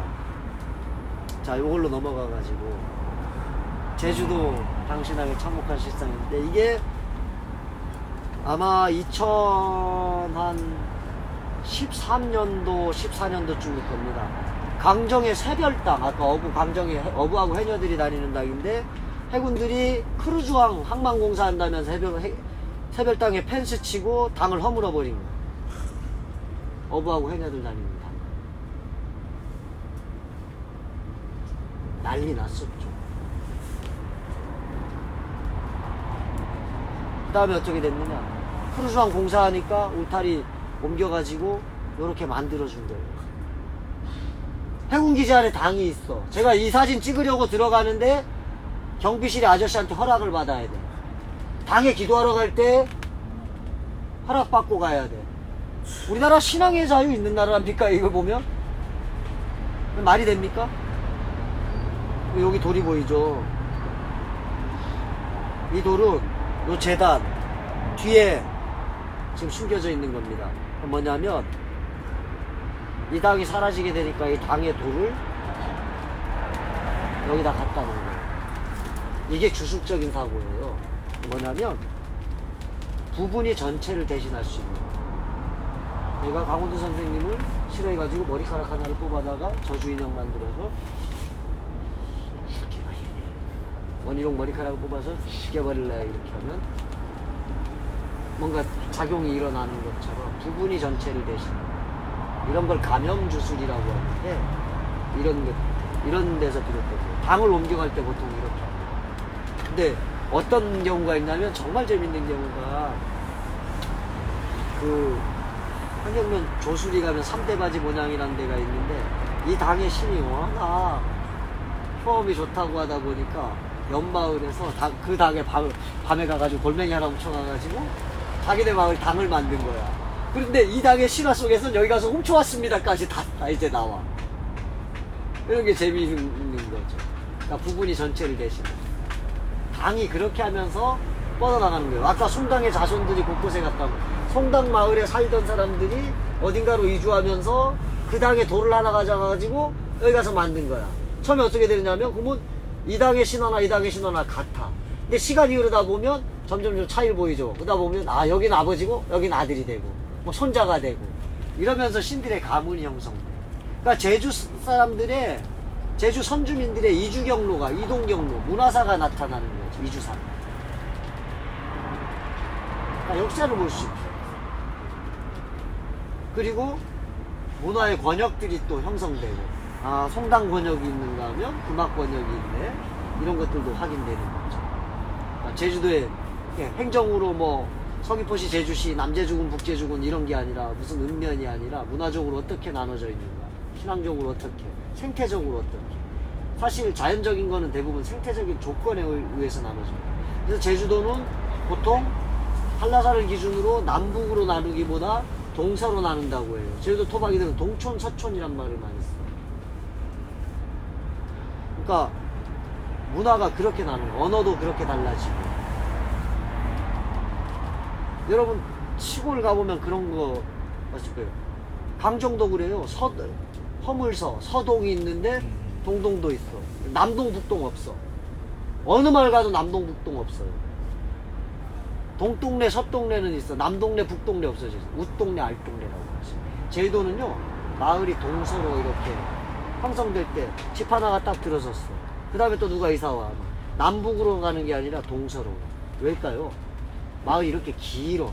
해안선을 따라. 그러다가 더 갈 곳이 없으면 위로 올라가면서 웃동네가 생기는 거야. 왜 그럴까요? 제주도는 기후가 따뜻한 대신에 맑은 날이 많지 않아요. 일조량이 부족해요. 동쪽, 서쪽으로 포진해야 해가 이동하는 경로 따라서 빛을 많이 받으려고 마을이 그렇게 형성해요.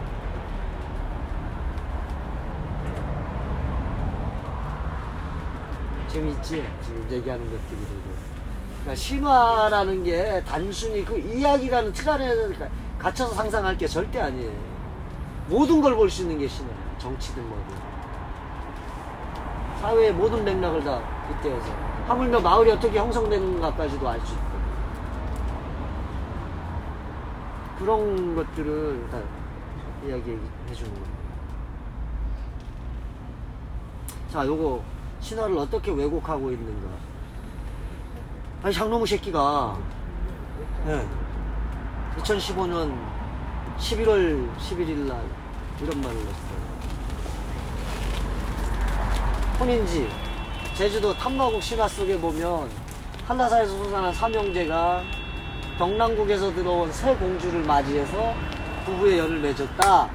이렇게 하는데, 이걸 빗대어서, 외부로부터 문물이 들어오는 곳으로 제2공양이 들어서는 걸 미리 예정하고 있었다. 이게 원머시기 아가리에서 나온 말입니다. 말이 됩니까?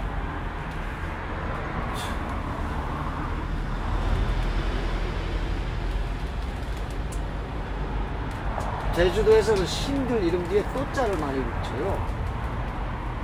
뭐 한거리 하로산도, 백주도, 금상도, 천자도, 마누라도, 일례도, 요드렛도, 또가 무슨 님 하는 거예요. 요즘의 신은 로또. 이게 원평리 마을굿입니다. 제2공항 예정지. 이분들은 로또 맞았다고 생각하고 계실까요? 자, 이게 해군기지 들어선다는 계획이 발표됐던 해에 온평리 영등포시였어요. 제가 구슬 조사하러 갔다가 봤는데 지금은 온평리 분들이 막 왔다 갔다 혼동하셔. 근데 여기 할머니 중에 한 분이 구판에 가게 되면 좀 신병이 나거든요. 마을 구슬 할 때 즐겁고 그러고 다들 벽에 기대서 이렇게 쪼그리 앉아가지고 다 고개를 가는 거거든요. 아 너무 처지고 막 이러는데 어쩌다가 쉬는 시간에 할머니 한 분 이렇게 인사드리면서 제가 이런저런 얘기하고 기분도 안 나는구나 수다 뭔가 막 하다가 말 붙이게 된 거죠. 아이고 제2공항 들어오면 어떤 걸 뽑아 이렇게 물어보니까 갑자기 제 손을 꽂자고 아이고 고마워. 제 질문 왔는데 아이고 고마워 이 말을 하는 거야. 무슨 말이에요? 동문서답이죠. 할머니가 그때 한 말이 어떤 놈도 공항 들어오나 마는데 이제 부자 돼 부자 땅값 올라겠지 어떻게 살 거냐고 걱정해준 사람 단 한 명도 없어. 이게 슬픔이죠. 아까처럼 로또를 숭배하는 거예요. 로또를.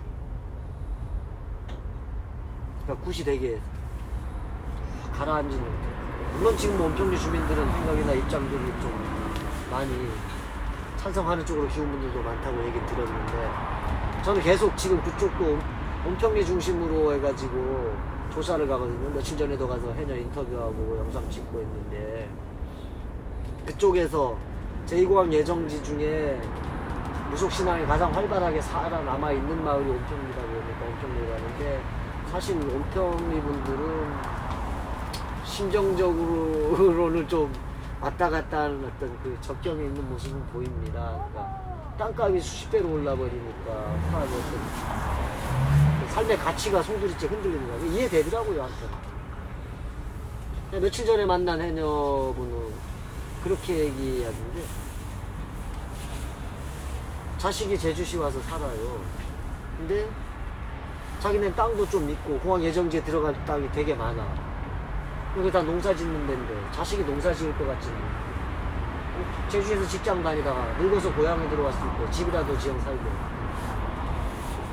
아니면 제주에 집 사주게 이 땅 한바닥 팔아보면 된다 이렇게 생각하시는 것입니다.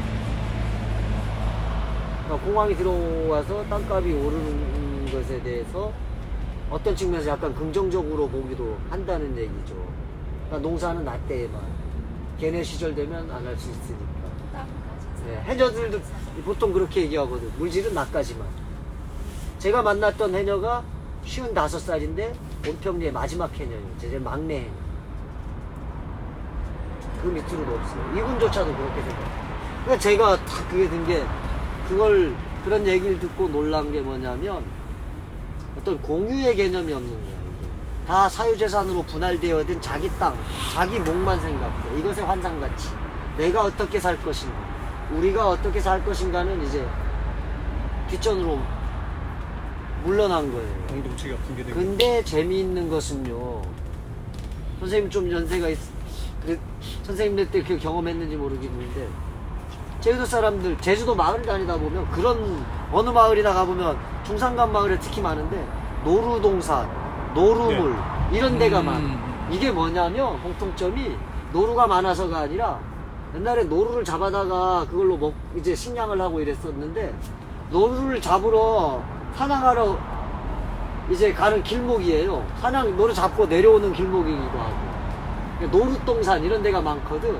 그러니까 누가 노루 잡으러 산에 올라가. 그럼 그 사람이 사냥하고 내려올 시간쯤 되면 마을 사람들이 싹 모여들어. 그럼 잡고 내려오죠. 그 잡은 노루를 본 사람은 전부 다 공유할 수 있는 권리가 생겨. 왜? 노루는 한라산 거다. 잡은 사람은 뭘 가지느냐? 포를 가져요, 포. 우리 포 뜬다 이렇게 얘기하죠. 회는 이렇게 켜켜이 하는 건데 포는 뭐냐면 머리, 그 다음 사지, 다리, 앞다리, 뒷다리예요. 가죽. 호랑이, 박제 이렇게 보면 가죽 다 돼 있는, 머리하고 가죽 붙어 있는 거 있죠. 그걸 포라고 하는 거예요. 그걸 잡은 사람은 갖고 나머지는 딱 균등하게 분배해서 가죠. 이게 뭐냐면 자연을 공동의 것, 공동체의 것이라는 것라고 인식하는 태도가 살아있다는 얘기가 되죠. 그러니까 노루사냥을 한동안 금하기 직전 70년대까지도 이런 게 중산간 마을에선 유행했던 문화예요. 저도 그리고 봤습니다. 정말 놀라운 얘기가 있는데, 이 어떤 공유나 복지의 개념이 제주가 얼마나 좋으냐면, 안덕면 사계리 마을 향약 옛날 문서들 보다 보니까 정말 재밌는 게 나왔는데, 사계리 가보면 바닷가에 그 형제섬도 보이고 사구가 발달돼 있죠. 모래 언덕이 지금 많이 사라진 거예요. 근데 사구가 어마어마해서 사계리는 사자도 모래 사자예요. 그러니까 큰 바람이 불면 모래 태풍이 일어나, 모래 폭풍이 일어나서 밭도 다 없어지고 집이 파묻힐 정도로까지 해서 사계리 사람들은 바닷가에 순디기, 그 보라색 꽃 피는 거, 이걸 일부러 심었었어요. 모래 언덕을 이 넝쿨이 덮어가지고 날리지 않게. 네, 이런 건 모래가 없는 마을에서는 꿈도 못 꾸는 이야기죠. 그러니까 선생님들과 성산포 사람이면 그 사계는 정반대의 서촌이야. 동촌이면 서촌. 그러니까 이게 만약에 동촌 사람한테 서촌 사람이 이런 얘기하면 왜 뭐 화낸다고, 거짓말을 한다고. 문화가 달라서 그래. 생태적인 조건 전혀 경험하지 못한 이야기일 수 있거든요. 아까 동촌 서촌 나뉜다는 게 그건데, 이 작은 제주도가 그렇게 달라요. 네. 아무튼 모래 폭풍이 일어나면 뭘 하느냐면 집이 덮어버렸다면 마을에서 집을 뺏어버려. 그 집 마을 깨대 모래 사구에 이제 덮여버린 집을 마을에서 대신 안전한 곳에 집을 만들어줘. 돈 안 받고. 여기 사람 살 수 없는 땅이다.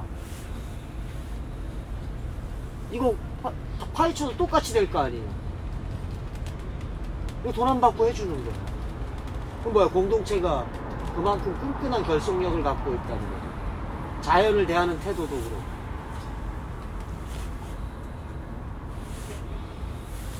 그게 이젠 자연조차도 사적인 가치로 바라보는 거예요. 재화 가치로. 그러다 보니까 신이 아니라 이제 돈을 섬기는 시대가 된 거죠. 자, 요거는 같은 곳의 사진입니다. 이게 함덕 해수욕장 있죠. 거기 있는 함덕리의 본향당인데, 요렇게 밭 옆에 담장에 딱 당이 자리 잡고 있었는데, 이게 2년 반 전에 이렇게 됐겠습니다. 밭이 사라지고 아파트가 들어선 거야. 아파트 LPG 가스통 옆에 당을 이렇게 만들어. 아까 크루즈왕에 갇혀있는 강정마을의 새별당하고 뭐가 다른가. 이거는 그러니까 대단한 위기의 국면을 보여주는데, 원래 이런 모습이었거든요. 지금 안은 이렇게 돼 있었는데 지금 이렇게 바꿔놨는데 이게 같은 건데, 외부자의 시선에서 봤을 때 우리가 지금 보면 너무 안타깝고 이거 뭐 하는 짓이야 하는데, 마을 사람들은 이렇게 해서라도 지켜낸 거야. 또 그러니까 욕할 수가 또 없어요. 이 아파트 측에서는 또 해준 거라. 이거 안 해주고 완전히 없애는 경우도 있거든요.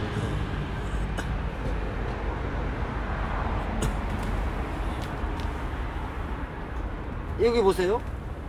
요런 당이 있었어요. 제주도 저기 오등동이라고 하는 데가 있어요. 여기서 제주대학교 가는 쪽에. 이 당이 요런 당이었는데 이렇게 돼버렸어요. 어느 날 갑자기 한 4년 전에. 근데 한 2달 있다가 이 옆에 교회가 들어섰어요. 심증은 있지만 물증이 없는. 자, 이렇게 망가진 것보다는, 완전히 사라진 것보다는 그나마 낫죠.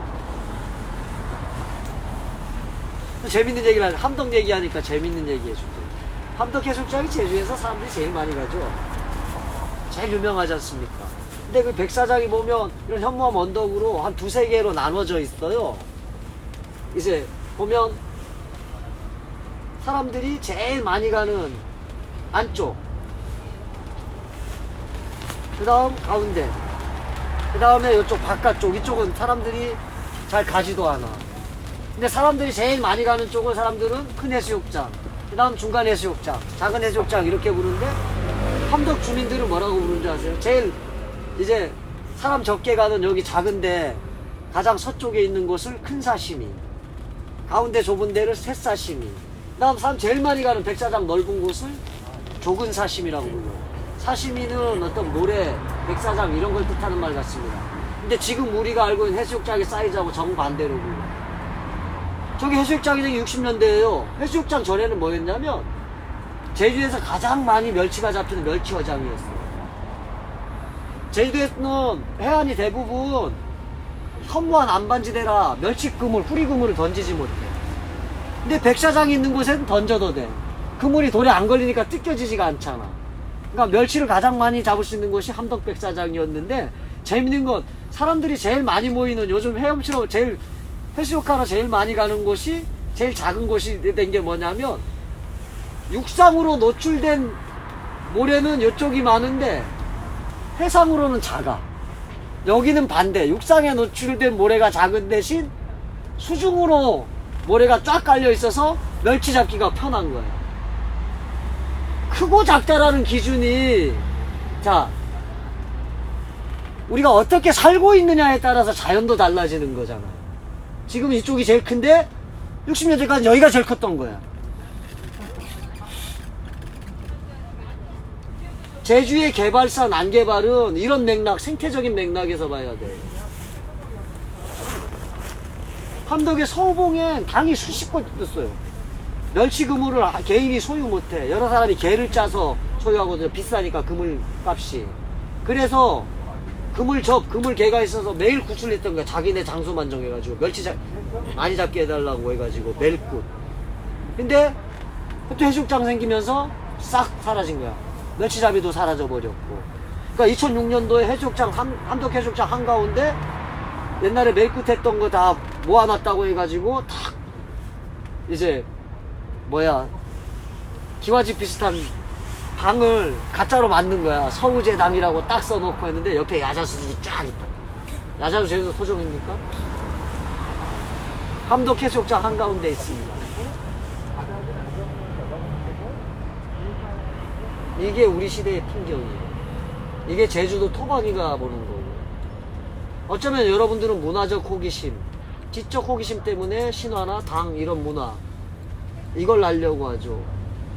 제주도 사람, 저 같은 사람한테는 이게 생존의 문제예요. 이게 다르다는 거예요. 무게감이.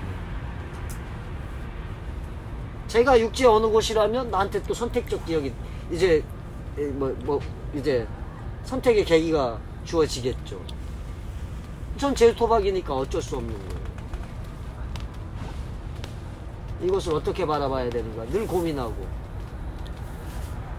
늘 과거로 되돌리고 싶고. 저는 카톨릭 신자입니다 원래.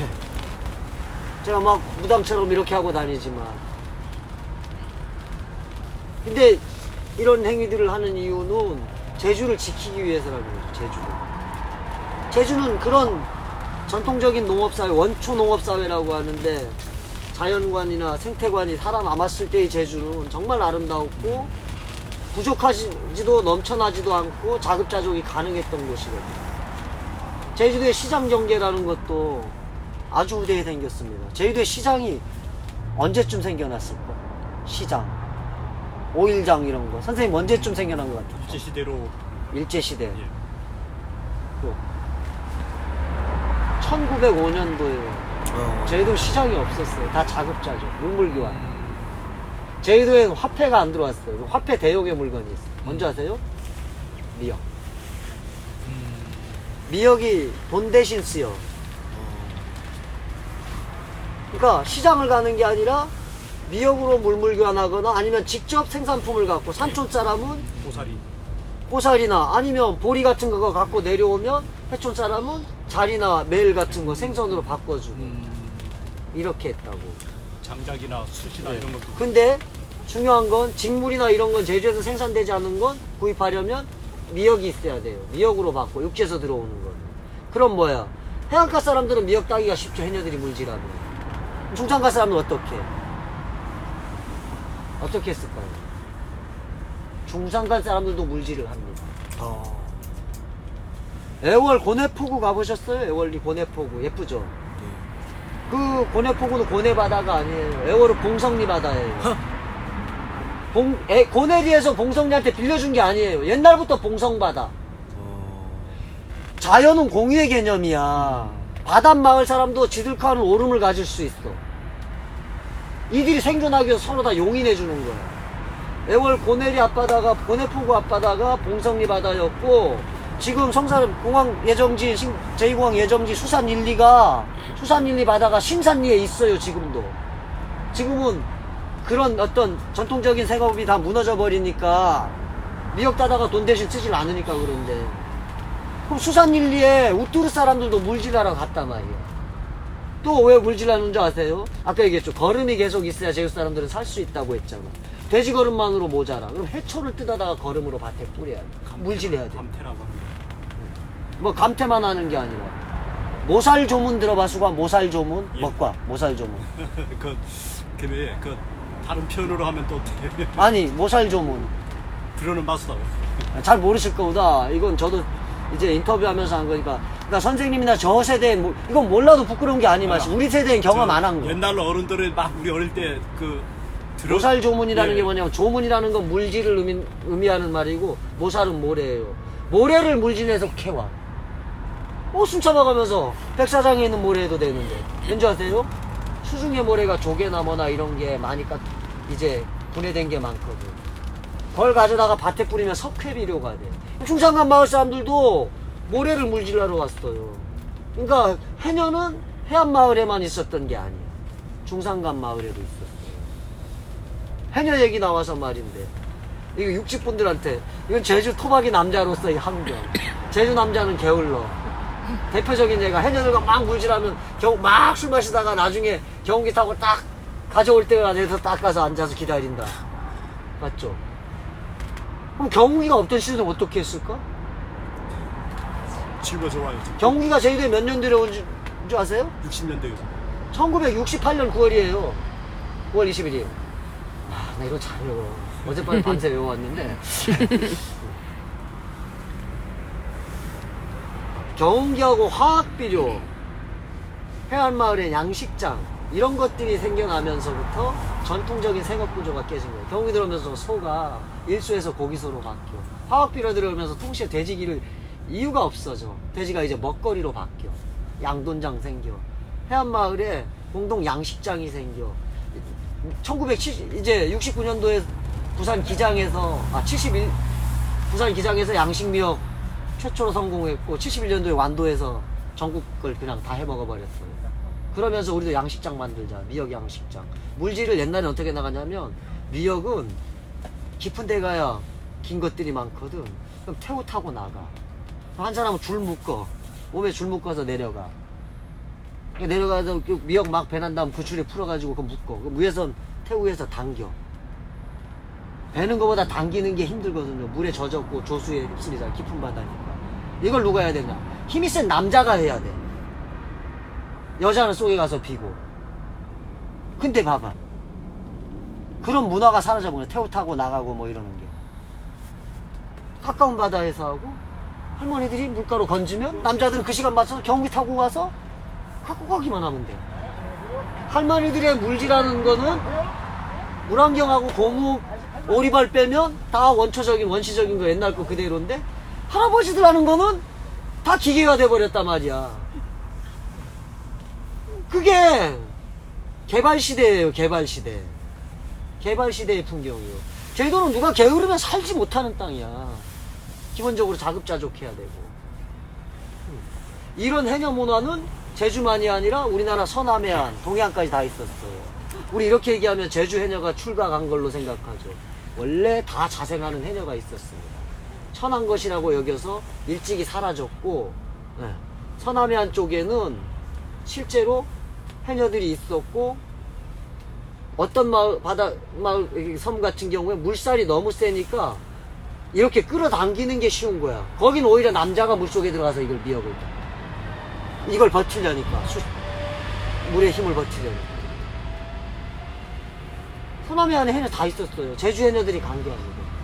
일제시대 들어서면서부터 그 사람들은 물질을 안 한 거야. 이렇게 화학농법이나 뭐나 이런 것들이 보급되니까. 제주도는 뒤늦게 된 거고, 제주가 해녀들을 유독 할 수 있었던 건 식민지 시대에 일본 사람들이, 제주 사람들은 채취 안 하던 소라를 다 따오면 돈 주니까 딴 거야. 소났다니까 이제 뭘 하느냐면 일본 놈들 그거 가져가다가 군용식량 통조림을 만들어. 그래가지고 그 뭡니까 노일전쟁 중일전쟁 이렇게 하면서 만주 일대를 누비고 다니는 거지. 또 재밌는 얘기가 뭐냐면 감태, 제주 사람들은 감태 걸음으로나 쓰거나 아니면 먹을 거로 생각도 안 했는데 일본 사람들이 전량 일제시대에 수입해줬어요. 그러니까 제주 해녀들이 막 부자가 되고 그러다 보니까 해녀 문화가 늦게까지 남을 수 있는데 일본이 왜 감태를 수입했느냐. 노일전쟁 직후에 유럽에서 일본에 요오드 그 화학물질 요오드를 수출을 안 해줘. 요오드가 화약의 촉매거든. 노일전쟁에서 일본이 이겨버렸잖아. 그러니까 유럽이 일본을 두려워한 거야. 우리도 질 수 있다. 폭약 만드는 촉매 요오드를 일본에 팔지 말자. 서로 협약 맺어버린 거야. 일본이 어떻게? 그러니까 찾다 보니까 제주도 감태가 요오드가 풍부하더라. 전량 수매해 간 거야. 그럼 해녀들이 갑자기 부자가 됐죠. 그러니까 자식들 공부시키고 싶어져. 저희도 일주일에 한 번씩 군대완이라는 배가 일본 왔다 갔다 했거든. 그거 타고 일본 유학 보내. 거기 가가지고 대학 간 놈들이 사회주의 물을 먹어. 제주도 들어와서 독립운동에 해방되니까 사산 무장대가 돼. 요오드의 빨간색. 요오드의 빨간색이 빨간 물이 빨간 약 있잖아. 아까 진기가 예. 난징 대학살을 일으킨 폭탄이 되기도 했고 사산 무장대의 총탄이 되기도 하는 거예요. 이런 게 역사이고 문화예요. 피 같은 약이. 네. 이거 제주 분들도 잘 몰라 이런 얘기들을. 왜? 저 아까 서두 얘기했던 것처럼 제주가 식민지 교육을 받아서 그래. 한반도 본토의 교육을 받아서. 자기 문화적 경험 안에서 나는 잘 알고 있다. 제주 토박이니까. 천만의 말씀입니다. 제주 사람부터 이걸 지금 찾아내요. 제주 문화를. 여기가 내도동 알작지향가입니다. 몽돌해안 되게 예쁜 데인데. 이게 내도동의 본향당이에요. 알작지향가의 너럭바위인데 팻말 하나 갖고 아무것도 없어요. 사람들 여름에 여기 앉아서 술 먹습니다. 여기 지금 해안도를 뚫어서 방파제 다 만들어버렸죠. 요건 광령리 본향당이에요. 큰 나무가 무너졌어요. 와을 땅 나무 무너지니까 막 여러분들 서글퍼했죠. 이미 그런 곳이 수십 곳입니다. 이거는 성읍리에 있는 윤남동산 쇠당입니다. 제주도에는 5곳밖에 없었던 잃어버린 소를 찾기 위해서 찾아가는 당인데 성읍 미속마을 가는 길 근래에 몇 년 사이에 큰 도로 이제 크게 뽑혔는데 거기 원형 교차로가 돼버렸어요. 흔적조차 없이 사라졌어요. 우린 이런 곳에 살고 있습니다. 이 윤남동산 쇠당이나 이런 거, 쇠당이라는 건 소당이란 뜻인데 소를 잃어버렸을 때 찾게 해달라고 비는 당인데 쇠당은 구자읍 횡원리, 표선면 성읍일리, 그 다음 표선면 신천리, 그 다음에 표선면 난산리, 요 4곳뿐입니다. 즉 공통점이 뭐냐면 제주도의 동쪽 마을이에요. 서쪽에선 이런 당 없어요. 왠지 아세요? 왜 제주도는 다 방목문화 있다고 알고 있잖아요. 소 막 몰려보내서 하는 거. 그거 동쪽 얘기예요. 서쪽은 방목을 그렇게 안 해. 사유지가 넓어. 서쪽은 또 밭벼 이런 농사도 잘 때 토질이 비옥해. 그래서 농지가 풍부하고 목초지도 풍부하니까 소를 굳이 산까지 안 올려보내도 집 주변에서 키울 수 있단 말이에요. 그러니까 개인이 방목하는데 동쪽 마을들은 마을에 태울이라든가 목감이라고 하는 사람이 있어서 몇십, 5, 60마리씩 한 사람이 맡아서 한다고. 60년대 말까지 일출봉 꼭대기가 그 일대의 월동장이었어요. 소 다 올라갔던 곳이. 일출봉이 겨울 석 달이 동안 소로 꽉 차 있었어요. 일출봉 꼭대기가. 소 방목하는. 그러다 보면 소를 방목하다 보니까 잃어버리잖아. 그럼 소 찾게 해달라고 비는 곳이야. 그건 저쪽에밖에 있을 수 없죠. 동쪽에만. 서쪽엔 전혀 없는. 마지막으로 하나를 얘기하자면 동서의 차이 중에 재미있는 게 제주도 삼다도 하면 돌바람 여자 많다고 하죠. 돌 많다 이거 따져봐야 됩니다. 여러분 고산 평야 가보세요. 밭담 보이나? 없죠. 고산 수월봉 쫙 앞에 보면 그런 밭담이 없는 밭을 뭐라고 부르는지 아십니까? 무장전이라고 불러. 무장전. 동촌 사람들은 전혀 몰라 이거. 선생님 동쪽이잖아요. 우리 중문 맞습니다. 중문. 아, 중문이면 서촌인데. 거기도 완전 서촌은 아닙니다. 거기도, 아니, 그러니까 어쨌거나 예, 서촌에 들어가는데. 거기는- 그러니까 지금 사는데 성읍 쪽, 저 지금은- 성산포 아닐까? 지금은 저기 북촌 가서 사는데 북촌 간 지는 제가 2년밖에 지금 아, 2년 오케이. 차입니다. 무장전이라고 하는 게 뭐냐면 돌이 귀한 곳이야. 돌담을 두르지 않은 밭을 무장전이에요. 한경면 같은 데는 돌이 귀해요. 그러니까 거기서는 장례식 해가지고 사람 조상이 돌아가셔서 산에 가가지고 오름 같은 데 묻잖아요. 그러면 산담을 저희들 두르죠. 근데 산담을 높이 두르면 어깃돌이라고 해가지고 옆에 담이 무너지지 않게 받침돌이 있어요. 올라가는 계단 역할도 하고. 예, 예. 그 돌이 있는데 그 집안에 사위 갖고 너를 꼭 구해와야 된다는 거야. 그쪽에 풍속이야. 돌이 귀한 동네니까. 사위 노릇 제대로 하려면 그 돌 하나 어깃돌 갖고 오라고. 그러니까 그쪽에만 있는. 이 작은 제주도가 그래요. 동서로 나뉘고 남북으로는 잘 안 나뉩니다. 제주도 동서를 가르는 기준이 뭐냐면 생활민속 이렇게 연구하다 보면 나타나는 게 신촌리에 가면 저처럼 신촌리에 가면 대섬 있죠. 요즘 야자수 올레길 미친 짓 해가지고 만들었는데 대섬이란 섬이 있어요. 제주시 쪽에서는 그 섬, 서귀포 쪽으로 가면 강정천이에요. 이걸 딱 기준 삼아서 딱 제주도를 두 동강을 내봐. 그러면은 강정부터는 서촌, 법한부터는 동촌이 되는 거예요. 정의현과 대정현. 예, 예, 그거하고도 비슷한데, 그래서 법한하고 강정 사람이 옆마을이지만 달라. 생각, 환경 자체가 문화도 다르고 마을 사이도 별로 안 좋아. 다른 동네 이렇게 갈라진다. 이게 문화예요. 산남 삼북으로 나누는 건 일제시대의 이야기입니다. 산남 삼북이란 말도 쓰면 안 돼요. 전통적으로는 제주도를 그렇게 불렀어요. 산앞, 산뒤, 산앞. 산의 뒤쪽, 산의 앞쪽. 산뒤는 어느 쪽일까요? 한라산 북쪽. 한라산 기준으로 남쪽과 북쪽을 어느 쪽이 산 앞일까요? 산압은 여기 서귀포죠. 예, 서귀포 쪽이 산 앞. 이쪽은 산 뒤. 이렇게 나눴어요. 지금 시간 다 됐지?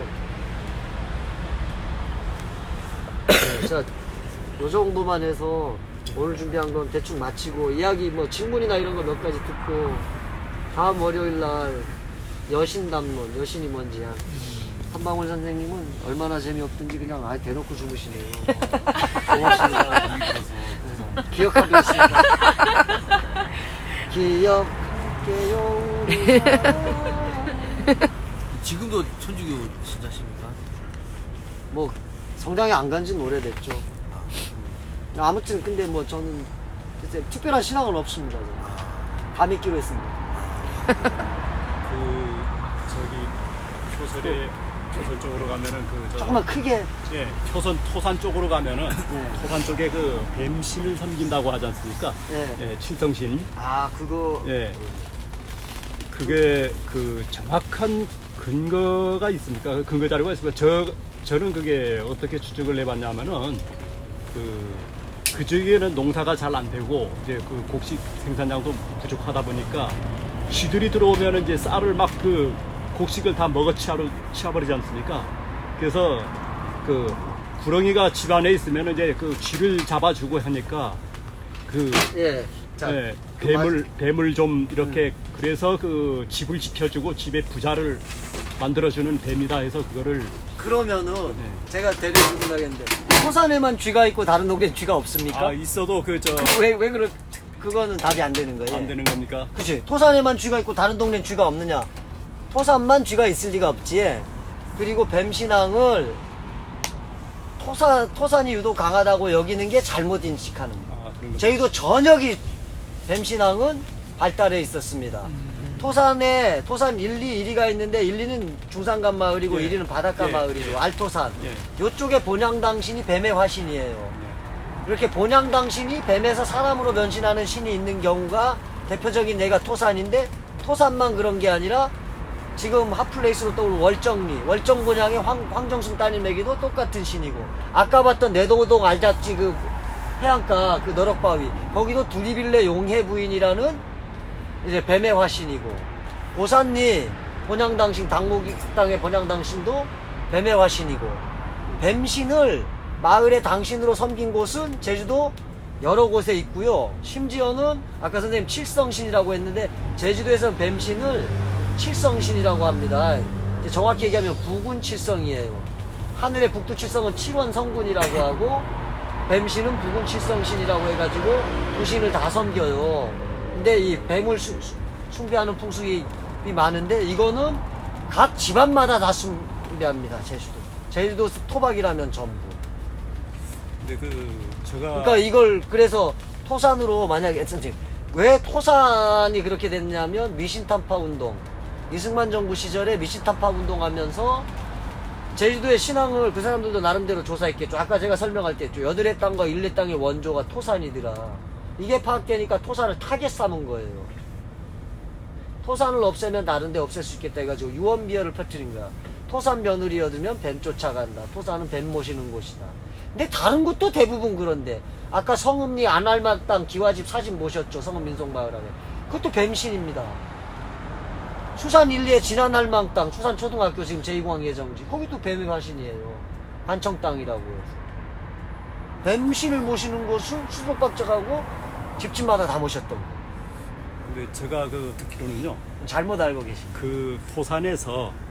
토산에서 이제 다른 마을로 이제 시집을 가면은 네. 시집을 가면은 이제 친정에서 했던 이제 그런 것들을 그대로 가서 네. 그 마을에 가서 이렇게 정착시키면은 또 거기도 이제 뱀신을 모시는 것이 되고 이렇게 해서 제주도 전체에 퍼졌다라고 하는 얘기를. 그거는 그렇게 볼 수는 없고 뱀신앙은요 칠성본풀이란 그 신화를 보면 함덕으로 들어옵니다. 함덕으로 칠성신이 들어왔다가 제주도 전역을 돌다가 다 쫓겨나가지고 다시 함덕으로 들어왔다가 함덕에서 대접을 제대로 못 받으니까 어디로 오냐면 제주시 목관하로 들어와요. 관청의 신이 됐어요. 관청의 신. 관청의 터줏대가. 근데 우리나라 곳곳에 그렇죠. 여기 육지에서 오신 분들 많은데 우리 그런 거 있죠. 학교 다닐 때 소풍 가거나 운동회 할 때 비가 오면 우리 학교 옛날에 학교 지키던 누가 뱀을 죽여버려서 이런 얘기도 왕왕 있었잖아요. 육지에서 말하는 흔히 터줏대감, 업대감 이게 육지의 뱀신이고 제주에는 칠성신이라고 불리는데 터를 지켜주는 신의 기능이 강하고 육지에서는 제주에서는 부자가 되게 해주는 신으로 이제 숭배하는 경향이 강합니다. 사실은 제주에 이제 토착된 토착적인 뱀신앙이 육지의 영향을 더 받은 거예요.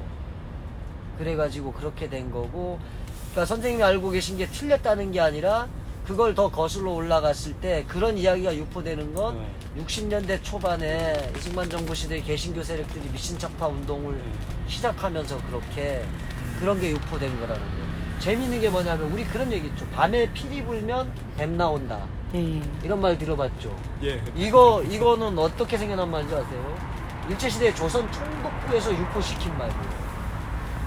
범죄 직결령이라는 50개 조항이 있습니다. 밤 8시 이후에 몇 명 이상 모여서 피리, 꽹가리 이런 거 하지 마라.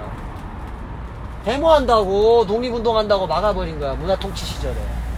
그러면서 범죄 직결령 그걸 만들고 또 한편으로 유언비어를 공산당 머리에 뿔났어. 간첩은. 이런 거하고 똑같은 말을 한 게 밤에 피리 불면 뱀 나온다. 도둑 뜬다. 그러니까 이런 거 하지 말라고. 놀지 못하게 하려고. 모이지 못하게 하려고. 일본 사람들이 그런 걸 만들어냈단 말이에요. 똑같이 미신타파 운동. 토산 며느리 얻으면 뱀 쫓아간다.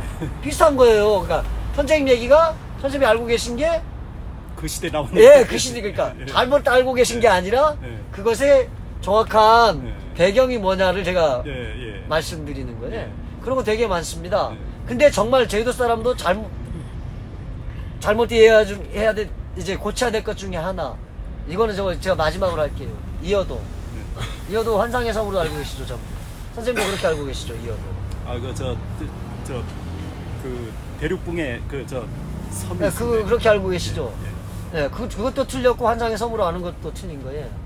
이어도는 청룡망고라는 문집에서 19세기 말에 처음 발견되는데, 전라도 선비가 이 누군데 그 사람이 왔다가 제주도에 노인들 노는 거 보니까 노래 부를 때마다 이어도 허라, 이어사나, 이어가 막 나오는데 이 사람이 수필처럼 쓴 거예요. 그게 착안해서. 이어도를 섬도자 써가지고 환상의 섬 파라다이스. 그리고 그 다음에 1925년도에 강봉욱이란 제주 사람이 그 글에 착안해가지고 개벽지란 그 당시 문예지에다가 이 파라다이스에서 딱 쓴 거야. 1921년도에. 그러니까 제주도 사람들이 불렀던 노랫말인데 어느 날 갑자기 환상의 섬으로 선비 두 사람에 의해서 딱 됐는데 이게 정말 파라다이스로 바뀌게 된 건 뭐냐면 조선 총독부에서 파견한 인류학자, 옛날에 식민지를 경유한 제국주의 국가에서 인류학자들 파견해서 그 나라의 문화를 조사해요. 다카시 도루라는 사람이 이걸 딱 포착한 거예요. 그래가지고 책을 써. 이어도는 제주 사람들이 죽으면 가는 곳, 살아서는 못 가는 파라다이스, 이상향, 이렇게 대대적으로 선전한 거예요. 왜 그런 줄 아세요? 이 제주섬에 살고 있는 사람들이 또 다른 섬을 파라다이스로 여기더라. 그건 일본이다. 일본의 조선 지배의 정당성을 부여해주는 이제 이야기로 조작 가능했던 거예요. 근데 재밌는 건요, 이어도사나 이어사나 어야도 이런 노래의 후렴구가 되게 많은데 이건 아무 뜻이 없는 거고, 저 백령도부터 오키나와까지 똑같은 후렴구들이 있어요. 제주에만 있는 게 아니라. 이어사나, 제주도 해녀들이 배 노저을 때 이어사나 하거든요. 오키나와 사람들이 이어사사 똑같아요. 이거 구로시오 해를 따라서 벌친 노동요예요. 그리고 그런 물로야 뱅뱅 이런 노래 들어보셨죠? 네, 이거 제주 민요로 알고 계시지? 그치? 이게 민요 아닙니다. 1960년대에 제주여고 무용반이 전국 민속경연대회 갈 때 민속학자 현종준 선생님이 가사를 쓰고 그 학교 음악 선생님이 작곡한 노래입니다. 고두심이 춤출 때. 그러니까 제주 사람들조차도 이렇게 알고 계세요. 그러니까 이어도는 보세요. 식민 지배의 정당성을 부여하기 위해서 유언비어로 날조한 전설이야. 근데 지금 보세요. 그럼 군국주의, 제국주의 냄새가 나죠. 지금 어떻습니까? 근데 1980년대 초반에 KBS에서 지금 이어도 해양과학기지 있는데 대륙붕 탐사, 박정희가 유전개발하겠다 7광군이 뭐냐 할 때 그 일환으로 그걸 탐사하게 한 거예요. 수중의 암초, 소코트라라고 부르는 거예요. 정확히 소코트라예요. 공식 명칭이. 근데 이걸 딱 탐사하는데 KBS 제주에서 특집 다큐를 방영한 거야. 이거 같이 동행 취재한 거죠. 근데 그 다큐 제목이 뭔지 아세요? 이어도 대탐사였어. 방송 프로그램 제목에서 그걸 이어도라고 해버리니까 그 뒤로 거기 이어도라고 갖다 붙여버린 거예요. 근데 어떻게 됩니까? 이어도 전설이 이제 국가 간의 영토 분쟁지대. 이어도는요, 그럼 보세요. 처음에 이상향이 할 때는 식민지배, 지금은 국가주의의 영토 분쟁의 쟁탈이죠. 뭐가 평화고 뭐가 파라다이스입니까? 오히려 그 반대의 모습이지. 오히려 그걸 반대로 해석해서 지금 제주의 이 비참한 현실에 빗대어서 얘기를 해야 돼요. 이어도 실제 하지 않는 전설입니다. 다카시도로 이름 기억해 두십시오. 이게 제주도 사람들 정말 각성해야 됩니다. 우리가 제주를 모른다는 거. 장례식 때 배옷을 입는 것도 그 일제에서. 예, 다 그런 건 한두 가지가 아닌데, 제주에 국한해서 볼 때 제주 문화에 대한 이해는 정말 다시 해야 됩니다. 온라인에서 방송에서 지금 질문을 용훈 씨가 했거든요. 예, 까치님이 좀 대신 질문을 할게요. 제주의 역사를 제대로 알고 전수하려면 한진호 선생님처럼 현장에서 연구하는 학자가 있고 진짜 전문가가 영향을 미쳐야 할 것 같은데, 제주시나 없는 제주시나 역사공원이나 본향당 나무가 뿌리째 뽑히고 난개발이 되는 제주도 몰라서 그런 걸까요? 말살 정책으로 무분별하게 하는 걸까요? 공무원들과도 일을 많이 하시는 것 같은데 많이 안 한대요. 일단은 개발이나 신당에 대한 개발 역량이 갔을 때 제재하거나 권한이 미칠 수 있는 자문위원이나 뭘 할 수 있는 방법은 없나요? 제가요? 어쨌든 이런 저는 질문이 왔습니다. 그 주류 사회에서 저를 불러주지도 않을 뿐더러 별로 가고 싶은 생각이 없습니다. 저는 무허가 인간문화지 않습니까? 그냥 이대로 살겠습니다. 주류 사회에 속하고 싶지 않습니다. 그런 사적인 질문을 꼭 왜 이렇게 거창하게 막 온라인으로까지. 그거 대답이 될지 모르겠네요. 뭐 다른 분 질문. 선생님이 그렇게 해야 한다는 질문이 아니라 그렇게 할 수 있는 어떤 방법이 없을까요에 대한 질문이고. 그러니까 일단 이를테면 그렇게 노력하는 분들도 계세요. 근데 그게 잘 안 먹히죠.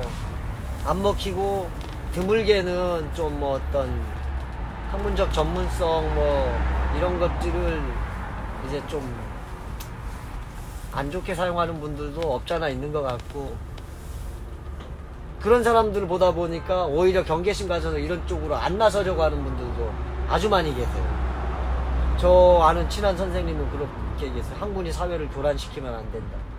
그러니까 이건 아주 극단적으로 혐오감 생겨버리니까 이렇게 부안해동하는 사람들, 드물게 그렇게 하는 사람들 때문에 그런 분들도 계셔서 오히려 밖으로 안 나오려고 하는데, 저는 사실 그분들에 비하면 아주 세 발의 피밖에 못 되는 아주 미미한 존재입니다. 근데 그런 선생님들, 뛰어난 선생님들이 이런 현장 속에 사람들과 같이 있으면 좀 좋겠으니까만은 좀 안타깝게도 이런 곳에 잘 오시질 않습니다.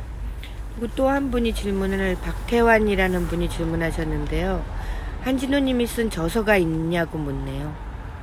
올해 지금 2권 정도 동시에 출판해 볼까 합니다. 여러 명이 같이 쓴 것들은 몇 개 있는데 전문 서적이라서 사실 어렵습니다. 이번에 올해 뭐 뜻대로 된다면 약간 좀 대중적, 지금 얘기하는 수위 정도에서 책을 낼까 하는데 돈이 없어서 못 내고 있습니다. 도와주십시오. 진짜입니다. 뭐가 아닌가 한번 하지. 남들은 다 세계적으로 인정받아서 한류 스타가 되는데 저는 재주가 낮고 세계가 버려서 잔류 스타로 남아있습니다. 그래도 스타시네. 아, 스스로 스타라고. 팬이 있든 없든 그렇게 자위하면서 삽니다. 뭐 혹시나 집안에 우환이 있거나 안 좋은 일이 있으신 분들은 이렇게 공개적인 자리 말고 따로 질문을 해주시면 제가 염가로 모시겠습니다. 오늘 즐거우셨습니까? 네. 다음에는 여신 이야기 할 건데요. 여신 이야기는 이제 좀 여성들하고 많이 제가 경론도 벌일 수 있을 것 같고 그런데, 지금 어떤 제주도에서 여러 경로를 통해서 유통되는 신화에 대한 어떤 담론들이 보게 되면 여신 신드롬을 낳고 있는데, 그게 약간 경로를 이탈한 듯한 느낌들이 많아요. 그러니까 오히려 여성을 우리가 대상화한다라는 표현이 있는가 하면 반대로 역대상화하는 것도 있죠. 그러니까 해결하면 강인해야 돼. 뭐 이런 것들을 오히려 제주 여성은 다 강인해야 돼. 이런 걸 이제 암암리에 얘기하는 것처럼 제주 신화 속에 등장하는 수많은 여신을 보는 시선 또한 조금 이제 이상한 경향으로 흐르는 게 감지되더라고요. 그러니까 그런 걸 다음 시간에 얘기하는데, 하나의 키워드만 얘기하자면 신은 우리가 만나지 않은 존재예요. 누구도 만나볼 수도 없고, 인간이 사람을 닮은 신을 상상했을 때의 신이 여신인가 남신인가 이걸 생각하기 이전에 정말 신이라면 신은 젠더 너머에 있는 겁니다. 그게 미국의 이제 심리학자 시노다 볼린이라는 사람이 그 말을 했어요. 신성한님은 젠더 너머에 있다. 여신 남신 논쟁이 얼마나 소모적인가, 아니면 어떻게 올바른 방향으로 가는가. 다음 월요일날 6시입니다. 오늘 장사가 잘 안 됐는데 다음 주에는 좀 잘 되길 기대하면서, 제가 그날은 부흥성회 4시에 이런 거 안 하고 여기다가 상을 차릴 테니까 우환이 있으신 분들은 따로 좀 일찍 오시면 제가 실수도 봐드리고 뭐 좀 좋지 않습니까? 네. 생방으로 많이 보셨어요. 감사합니다. 네, 제 이름을 얘기하고 마치겠습니다. 제주가 낳고 세계가 버린 전직 땅따라 무허가 인간문화재 남해 신방 백수무당 MC 푸닥 잔류 스타였습니다. 이제 외우기 힘들어졌어.